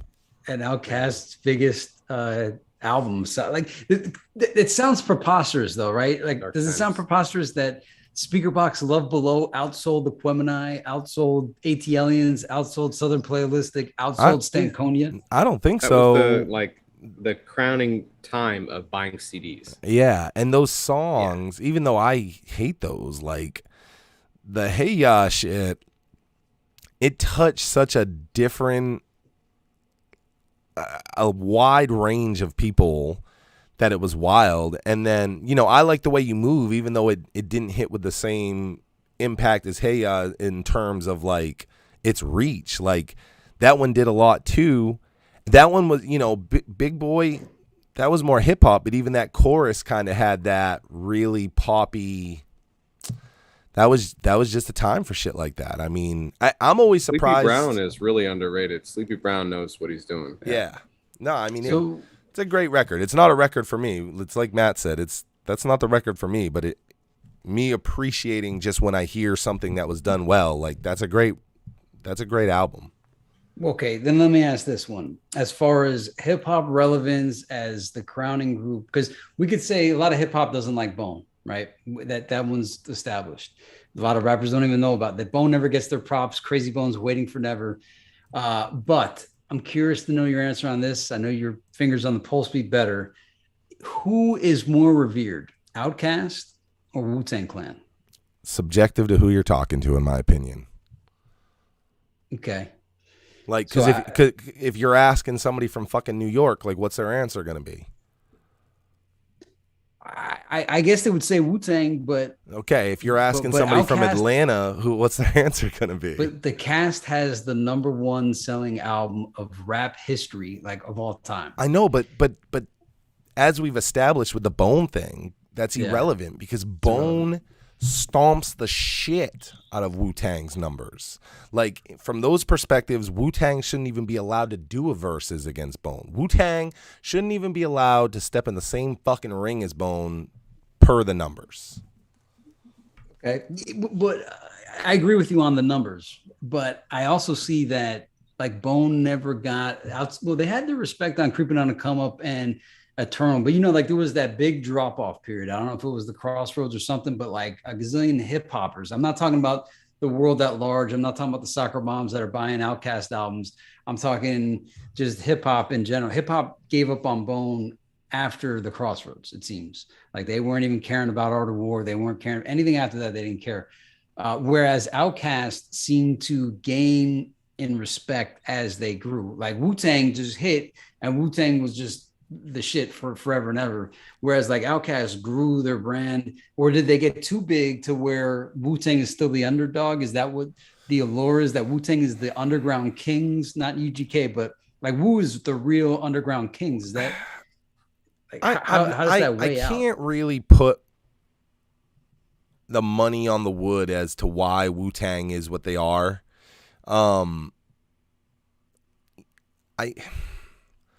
It is a strange, bizarre. It's blown my mind throughout time because they don't even have a hit song. I mean, Cream, yeah, like everybody Bone, it's the Crossroads, right? Outkast, you could say, hey, yeah, you could say a lot of things for Outkast, but Wu-Tang is the biggest group to never have a super smash hit yet. Well, the whole country of Japan loves them, and it's what they are. They embody hip hop. So Wu-Tang is like, they don't need the song. They brought 9 people together, which was kind of like a crazy thing to do. All different styles. When the 9 of them hit the stage, like I said, it was the most commanding thing you could see live. They had a movement. I remember being in high school and I had Bone shirts, actually middle school, and I had a Bone shirt, and every fucking kid around me had a Wu-Tang, shirt. They represent something larger than the record sold. They're a marker for hip hop. Like hip hop, it's just hard to put the money on the wood for what it is. Like and who backed them? Like they were on Loud Records. They weren't even on a big thing like Def Jam or Ruthless or Death Row. It was Loud Records, right? Like what pull did how did Loud Records have that marketing to blow Wu-Tang up in hip hop? I guess streets. I guess there's just so many of them. It's a phenomenon. Somebody brought up Nas, and I was saying this. It's funny. I was saying this yesterday when we were talking. Willie Bear said, "Wu is a product of the origin of hip hop. Bone is the evolution." I think that's a great. They both kind of dropped it around the same time. Like Wu is part of the new era. That, to me, it was like it was Wu-Tang, Biggie, and Nas. They all dropped the same time. And I say this as a Bone fan that has a Bone podcast with over fucking 400 uploads. If Bone would have stopped making music and Wu-Tang stopped making music, like Wu-Tang is still forever because of what they represent even without the songs. Whereas like Bone would be one of these groups from the fucking 90s that didn't survive. Like I can't tell you what it is about them. They are just different in who they are, what they represent. Part of it is that they're from fucking New York. That's the Mecca. There's just too many factors there. And a lot of the factors are bullshit, but they're still a fucking factor. They are still a factor. You know what I mean? Like the fact that they're from New York and Bone is Cleveland shouldn't be a fucking factor in any goddamn way at all. But it is. All right, here may be the success, and I don't think anybody's figured this one. This might, but maybe they have. Both, and this is another comparison. Both Bone and Wu-Tang franchised themselves out. Okay, so the Wu Syndicate and the Wu Satellites, they were like franchisees of the Wu-Tang brand. Bone had Mo Thugs, Mo Thug South, Mo Thug West, Mo Thug Philippines, Mo Thug Detroit. So Bone and Wu-Tang may be surviving to this day because of their franchising, because of they've done songs with so many people. Like if you do a song with somebody, you love them for life. They've done songs with Bone Thugs, seemingly with everybody in America at this point. They've done so many features, and Wu-Tang has as well. I mean, you could farm any of those guys out. So maybe it's the franchising that we didn't even realize is what's giving them the stay power. It's just a theory that just kind of crossed my mind. But they literally franchise themselves out like Subway does, like McDonald's does. And you could be part of the Mo Thugs franchise, the Wu-Tang franchise as a franchisee. Just throwing that one there. You know, this is the whole conversation. This is just me trying to be as level playing field as possible, because I mean, you know, in my like opinion, I'm like, well, Bone slaps the shit out of Wu-Tang. Like, cool songs, bros, but like, you know, Bone's got a song for any song that you have. Wu-Tang doesn't have a song for every song that Bone has. It's like, because Wu's got all these like hard ass songs, right? But it's like, so does Bone. But I'll go back to it. When Bone, in theory, this this verses happens. When Bone go boom, boom, boom, boom, but what the fuck does Wu-Tang do after that? Do they have Method Man come do his Mary J. Blige song? Like, what battles the crossroads? And I'm only using it because it's the biggest example. But you have I Tried. You have all these songs. Like, what the fuck does Wu-Tang have that battles that? And I'm speaking just in the verses style. You're going song for song.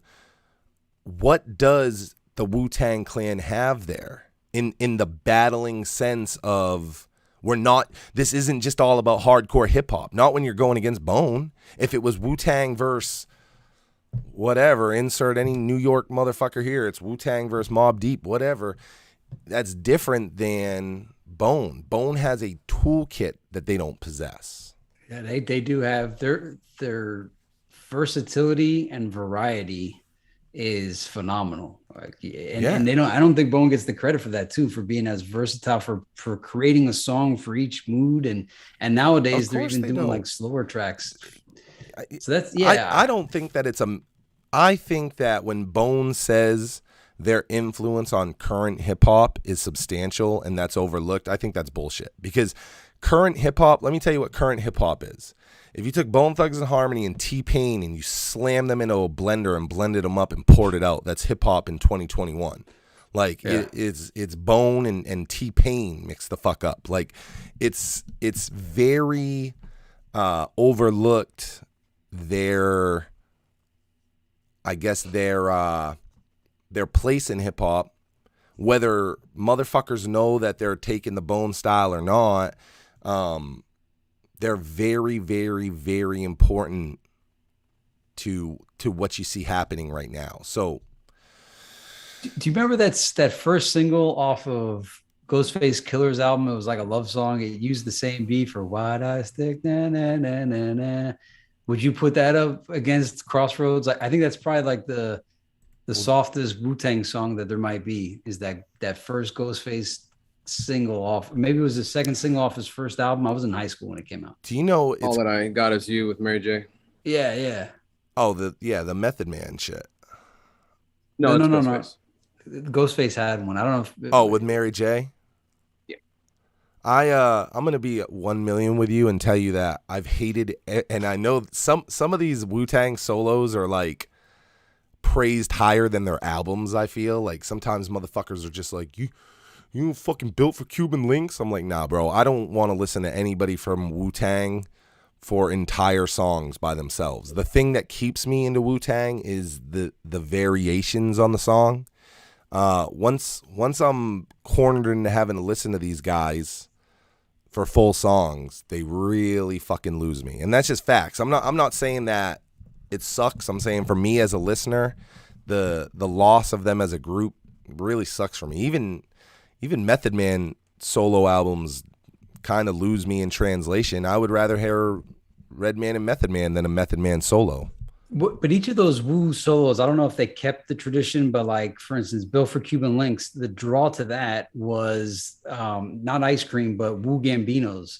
Like, that was a real Wu-Tang track. And at the time, I was like, man, this might be the best Wu-Tang song yet, at the time period. You know the song I'm talking about, Wu Gambino's? From the Purple Cuban Links album. Good. Yeah, that was a dope track. And Matt, and like I think all the Matt's albums a had true blue process. Wu fan, right? Like your Wu-Tang is like nipping on the heels of Bone for you, or what? There is no second to Bone, but like I almost started a parody Ghostface Twitter account once, if that tells you anything. Ghostface ranks very high on, I think, the most important human beings that are alive. But Ooh. you know, I'm as much in love with the mystique and the brand that they built as I am with how they're able to hold it together as adults after all these years. But That's my favorite part of them, of Wu-Tang. Yeah. Is just like it's what Wu-Tang is, not the music they necessarily make. Although I love a bunch of their songs, but it's more of like what Wu-Tang is as Wu-Tang is what like keeps me into it. Willie Bear said anybody would be. Break down Bone and Mariah Carey is the slap back to Mary J. Blige and Method Man. That's great. It's a good one. Yeah. Oh, yeah. But I mean, no one's mentioned that they have a Hulu TV show with season 2 coming soon. So That's facts. I think, That's facts. It's a household name. Oh, in terms of, could you go ask a non-hip hop person if they know Wu-Tang? There's a good fucking chance that somebody that doesn't even like rap music or hip hop could say, yeah, I know, I at least have heard of what Wu-Tang is. The same way they could tell you I've heard of like Tupac. Yeah. It's tougher when you get to Bone. I remember before Wu-Tang was what they are now, Tribe Called Quest used to have like the same exact mystery fame. Everybody was a Tribe Called Quest fan, no matter who you were. Like, even if you liked rock, it's like, oh yeah, I like Tribe Called Quest. Everybody liked Tribe. And I'm like, can you? Now I had the Tribe albums and I'm like, okay, name something by Tribe besides Scenario at the time. And like, no, I just, I like Tribe. And I never understood like how was Tribe. So although I would always see Award Tour on TV, and I just think who likes Award Tour? Were you guys fans of Award Tour?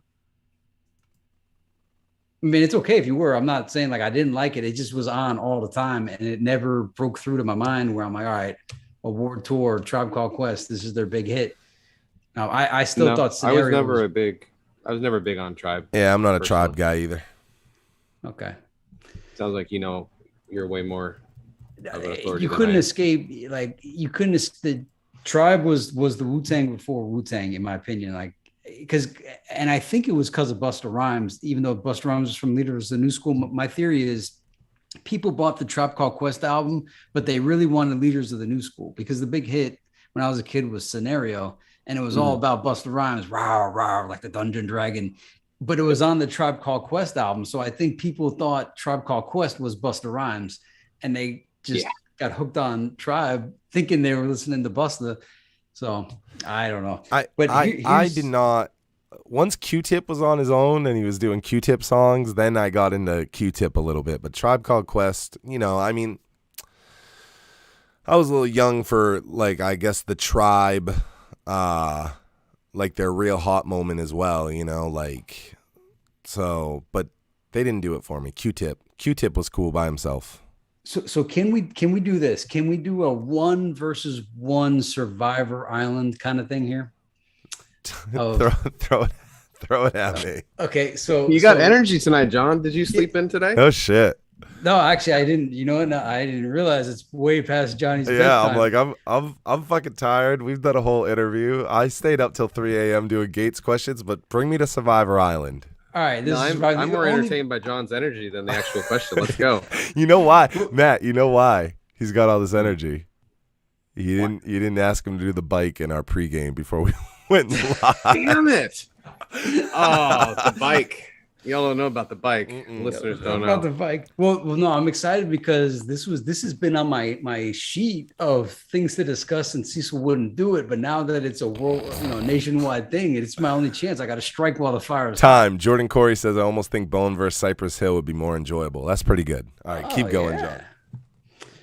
The battle of the weed songs. All right, so you're not gonna like this, but this is how it's gonna play out. Okay. All right. I love that. So here's the rules, and these are the rules. Nine players. It's 9 versus 9, but 1 versus 1. Okay, so we're starting off with Method Man versus who do you put up from Bone? And it's not just Bone. You have Bone, and you also have our 4 guys: Tombstone, Soldier Boy, Majesty, and Kane to choose from. And you have to choose wisely, but you got to choose the best matchup.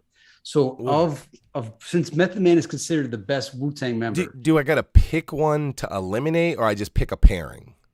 you pick up a pairing. Busy. You got to say Busy. So you're putting up, yeah. So because Method Man is the most charismatic, all over the place, wild motherfucker on stage. You know what I'm saying? And I would say he's like, in terms of just like relevance to just people in general, like it's Method Man, and I feel like him and Busy are very similar. Like it would be Busy versus Method Man.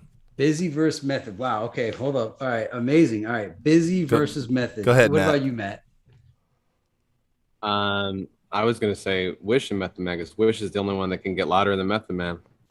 Whoa. Okay. Wish is All getting right. smoked. Matt. All right. So Matt puts a Wish, and actually strategically, that's probably a good idea to just pair off Wish at the beginning versus Meth. All right, Busy. All right. I think I would put Busy too against Method Man. So, because Busy stays in shape, he's always on his treadmill.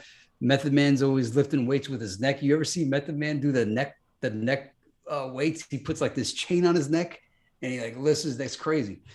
All right, so we got Method Man. All right, now who wins? So Method Man versus Busy, Method Man versus Wish, and I guess it's for the crowd to decide who wins that battle, 1 versus 1. Subjective opinion. Like this is why I didn't want to do this fucking stupid thing. Like I just this whole thing is we haven't even started. So we'll make it fast. We don't have to choose a victor. We'll just choose a pairing. All right. So the next step, who would you say the number 2 Wu member is? Is it RZA?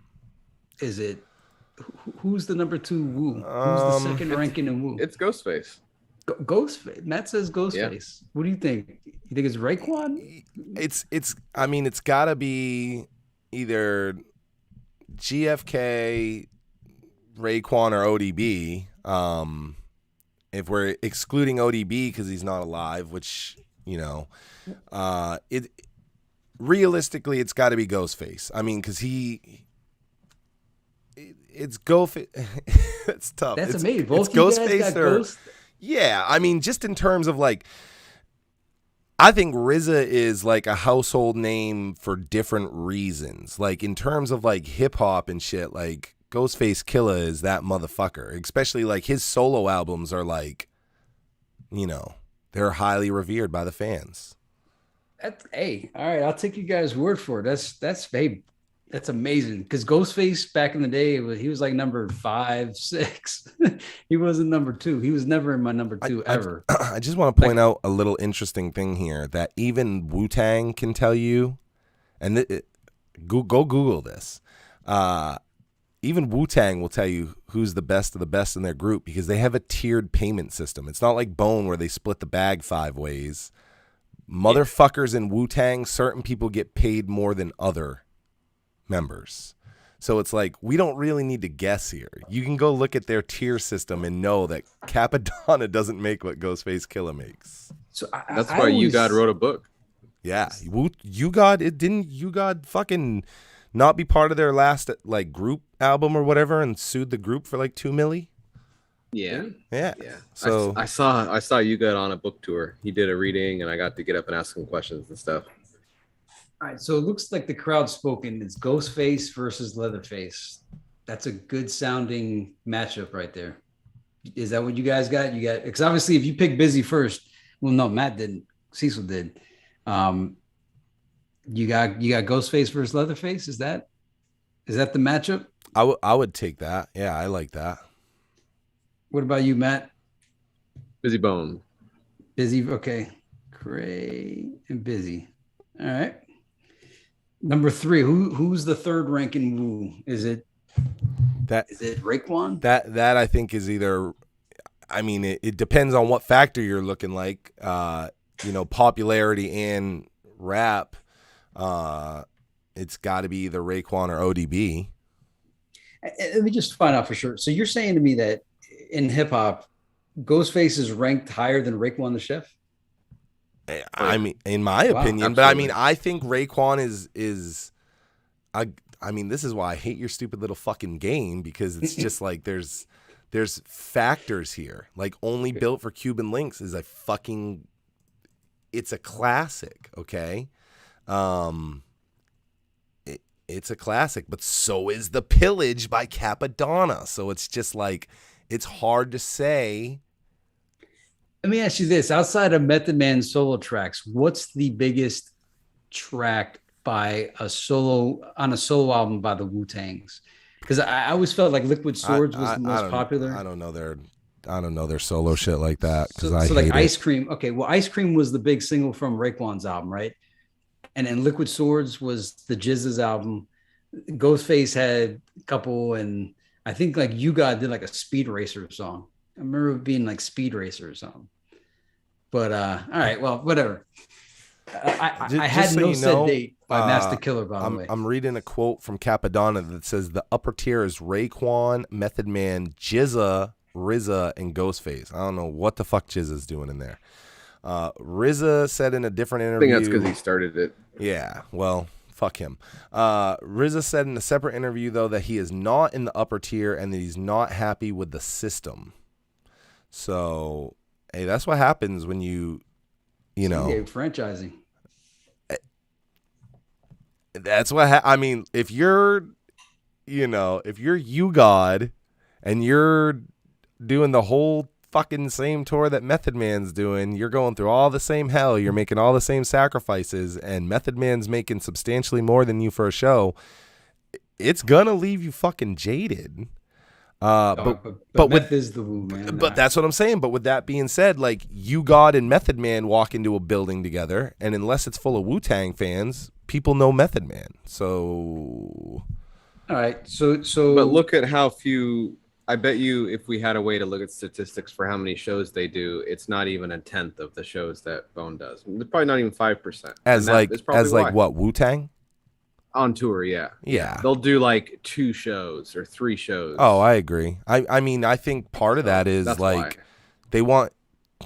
I'm sure they want fucking dumb. I was part of a Redman and Method Man booking, and just booking Redman and Method Man together was over $25,000. I think it was more in like the upper like mid 30s or some shit. I can't remember. It was years ago now. But so just imagine like. I'd like to book the 9 members of Wu-Tang Clan. Like, that's dumb money. You can't. Yeah, you can't. All right. Well, who's third? Is it Raekwon? Sure, I'll give it to Raekwon. To me, it's tossed between Raekwon and ODB, so give it to Raekwon. Well, okay, we're gonna put ODB versus Tombstone to cancel them both out since they both can't show up. Is that fair? Sure. Cancel them both out, even though ODB is like very important in this. Like, if Tombstone was still alive, he'd be very important in this too. And you think, and that may be true, but we're basing that off how we feel reality. and what we think versus like ODB has a fucking Mariah Carey record. All right. I don't think that's really fair. I think you should probably be reaching more and go to Eazy-E if you're gonna do that, because they're both pretty iconic. Okay. Yeah. Okay. I would take. Tombstone is not going head to head with I mean, wouldn't you want to put Busy against Old Dirty Bastard though, just because like that would be the wildest battle ever of all time? I don't think it's the same. I think my pairing would made sense from a stage, but I mean that's fun too. Busy and ODB. That's because this is the most fucked up game we've ever played, so none of this matters. Like we're on number 3. Want to play a game? Yeah, it gets real easy after this. Yeah. You want to see a magic trick? All right, so is Old Dirty going to be number 3 then, or I guess this is where it just becomes impossible. All right, well, you want to just skip to the end? Well, look, I mean, it's basically okay. You're gonna have like what, Lazy and like RZA or Inspector Deck. I mean, you got to give Lazy his props and put him in the top here. So he's got to go against the top tier guy. So it's got to be like Lazy and Raekwon or some shit. If we're saying Raekwon, GFK, and Method Man are the top 3, then it's got to be Crazy, Lazy, and Busy against that top 3. I mean, it absolutely has to be. So then it leaves You God and Inspect the Deck, in my opinion, even though that thing said Jizza, I'm just like, I guess. So then that's where you got Wish and you got, Flesh coming in. I guess Flesh versus Jizza. I don't really know. And then You God, Master Killer, Capadonna. That's your Mo Thugs that you were talking about. Well, who I know Wish is going against me. Well, so we got to modify Matt's pick though, because we're gonna say the top 3 woos are Meth. I'm not saying shit. This is all unofficially off the record in a fucking very like you put me on the spot ass way. Right. Yeah, you need to burn that piece of paper after. You know, for me, because if John wanted to do this for real, I'd be like, John, I'm going to need 3 weeks. I'm going to have to analyze crazy amount of songs before I can give you any real opinion. Well, all right. Look, I did ask you to do this a long time ago. I know. You're like, forget it, bro. That's like a month. I can't just this show is up what and I'm do saying. this. This is what I'm All saying. Right. So I'm gonna bury this. Let me just read you what was in our notes for 3 years. I'm gonna green it all, so we don't have to cover this anymore. I hate you. Bone Thugs versus Wu-Tang. Who's better? And it was all about comparisons. Unique versus RZA, the Bone logo versus the Wu logo. We did those. Ruthless Records versus Loud Records. We didn't touch that, but who cares? Eazy-E versus I don't even know who's the force behind Wu-Tang. Yeah, who the heck made Wu-Tang? Like we know Easy made Bone. We Wu-Tang. know Jerry Hiller made freaking. I think there was. I don't know the history like that. I never watched the thing, but I think there's some sort of involvement with like RZA's brother or some shit too. I might have just made that up though. I don't know them like that. No, his brother Divine has been a full-time employee. Oh, okay. And used to get a cut, and supposedly was the source of all their problems. That he and RZA got half, and everyone else split the rest. Ooh. So his brother's Divine, and so. Remember we talked about the corporate branding? Divine, his full-time job all along was to make Wu a household name, and he succeeded. RZA, I thought I remembered seeing something about like RZA owned the logo or some shit. Yeah, yes. Well, Divine said he copyrighted the logo. Wow. Supposedly, that could be old news. Is he but still? That was part of the lawsuit. Is he still in the fold? The Divine? Yeah, but he's always been invisible on purpose, probably because if anyone knew that story, that they would hate him. Yeah, he sounds like a piece of shit. I got a question for Matt, the Wu-Tang expert here. Divine is Tamika, right? So yeah, no, basically. All right, I'm very impressed with your Wu-Tang knowledge. By the way, this is like we just learned more with Matt. That's awesome. Okay, now just like we, Bone Enterprise, Faces of Death. Did you go back and get Prince Rakeem and The Genius? That was the RZA and the Jizza's albums before they were in Wu-Tang. Nope, never heard him. Heard him. I know about Prince Rakeem. It was like his songs were like kind of like much more sexualized. It was really not my jam. Yeah, we love so Prince Rakeem. Just so you know, like he used to be on Yo MTV Raps when I was a kid with "Ooh, We Love You, Rakeem." Like. He was a thing before Wu-Tang, and then the Jizza used to be called The Genius, and the album was called Word to the Genius, and I ended up buying it in like a bargain bin before Wu-Tang was a group. I just saw this dude named The Genius. I'm like, oh man, he's the genius. I got to hear what this guy's got to say, but the album wasn't that good. Anyway, you were about to drop some Wu-Tang knowledge before I cut you off. I think it was more to try to put a cap on all this craziness, this crazy tunnel that you dragged me down into. Cecil kind of started out this episode or maybe it was at the end. I've totally lost track of time. I'm on the West Coast, but I'm more tired than you guys tonight, which is hilarious. So Cecil said something to the effect of how we kind of think YouTube hates us. And I would have to agree, because when I was on the other side and I was the one in the chat, I couldn't believe why this wasn't more popular and these debates weren't more popular. So watch this be the video that goes viral because of Wu-Tang fans, and they just destroy us. Just like we're just the new poster children for Wu-Tang hatred because Wu-Tang they're so fans. wild. Hey, I've tried to be as very evenly matched for the Wu as I could be. I'm obviously a Bone fan, like a hardcore Bone fan, whereas I'm just a average Wu fan. I've tried to keep it pretty level. That would just be the icing on the cake, is that we would just get destroyed because they could suck my dick. They don't have the crossroads. Suck my fucking dick. No, but you know what? It's funny you bring that up, Matt, because when I proposed this to Cecil back 3 years ago, he's like, bro, you don't want to be the guy. Yes. I said we need to bring in whoever is the Wu-Tang equivalent of Beyond the Harmony. You would have to bring them on. We can't be the guys on here dissecting Wu-Tang Clan. We don't have the authority. that would be awesome if we started hosting other equivalents of what we do. They would be Beyond the Harmony amazing. Versus. Yeah.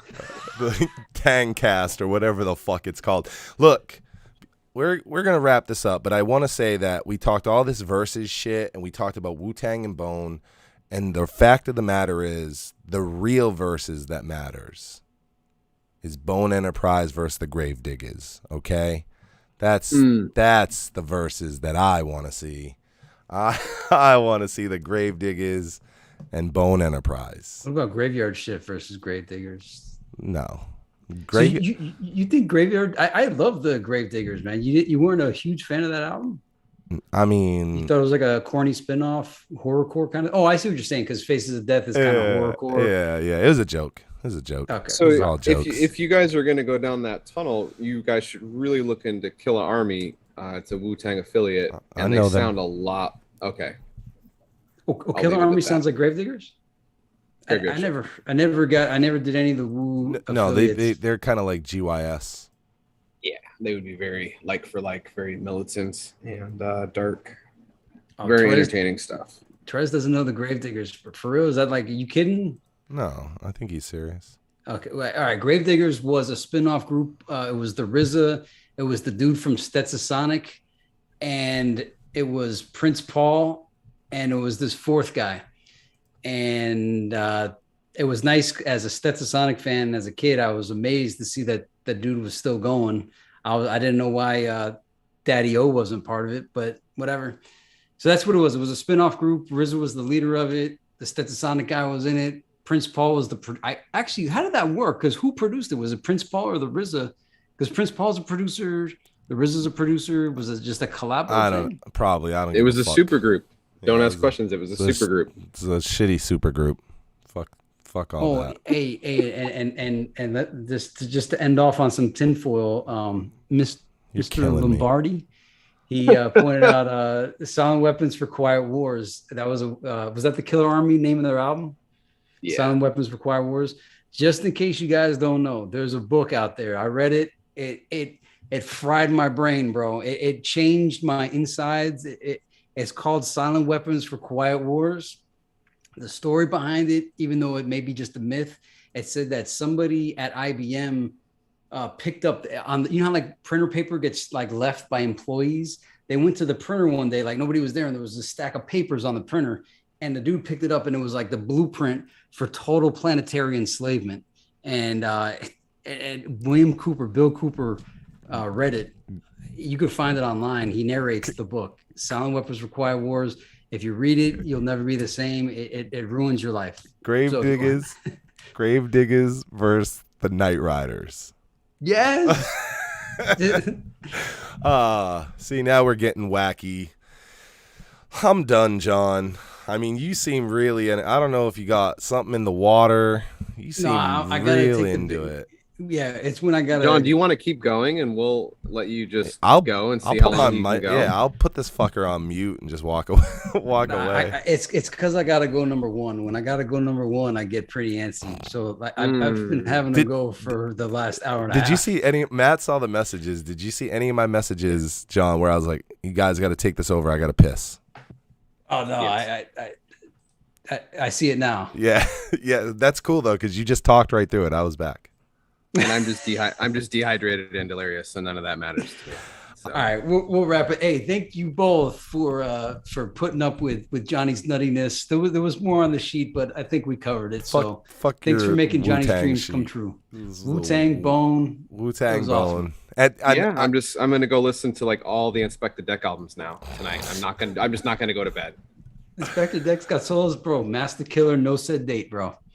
Yep. No said date. I have that CD. Redman and Method Man. That's all I want to hear. That's the best thing Method Man did. Peace out, guys. Hey, thanks to everybody that stuck around. Hey, I want to remind everybody tonight's episode was sponsored by Young Gage and his song Different Odd featuring Crazy Bone. It'll be dropping tomorrow on our platform. I want to shout out Gates from the Graveyard Shift for taking the time out and giving us probably the first interview I have heard from Gates. Another Beyond the Harmony, just, nobody does it like us, man.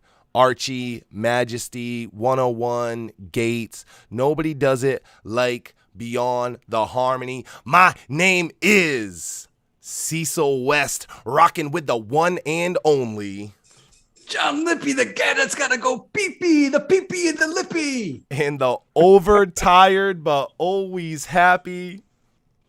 I am Matthew Weaver. And as always, we will catch you on the next one. Feenics Ryzin, time to bring us home.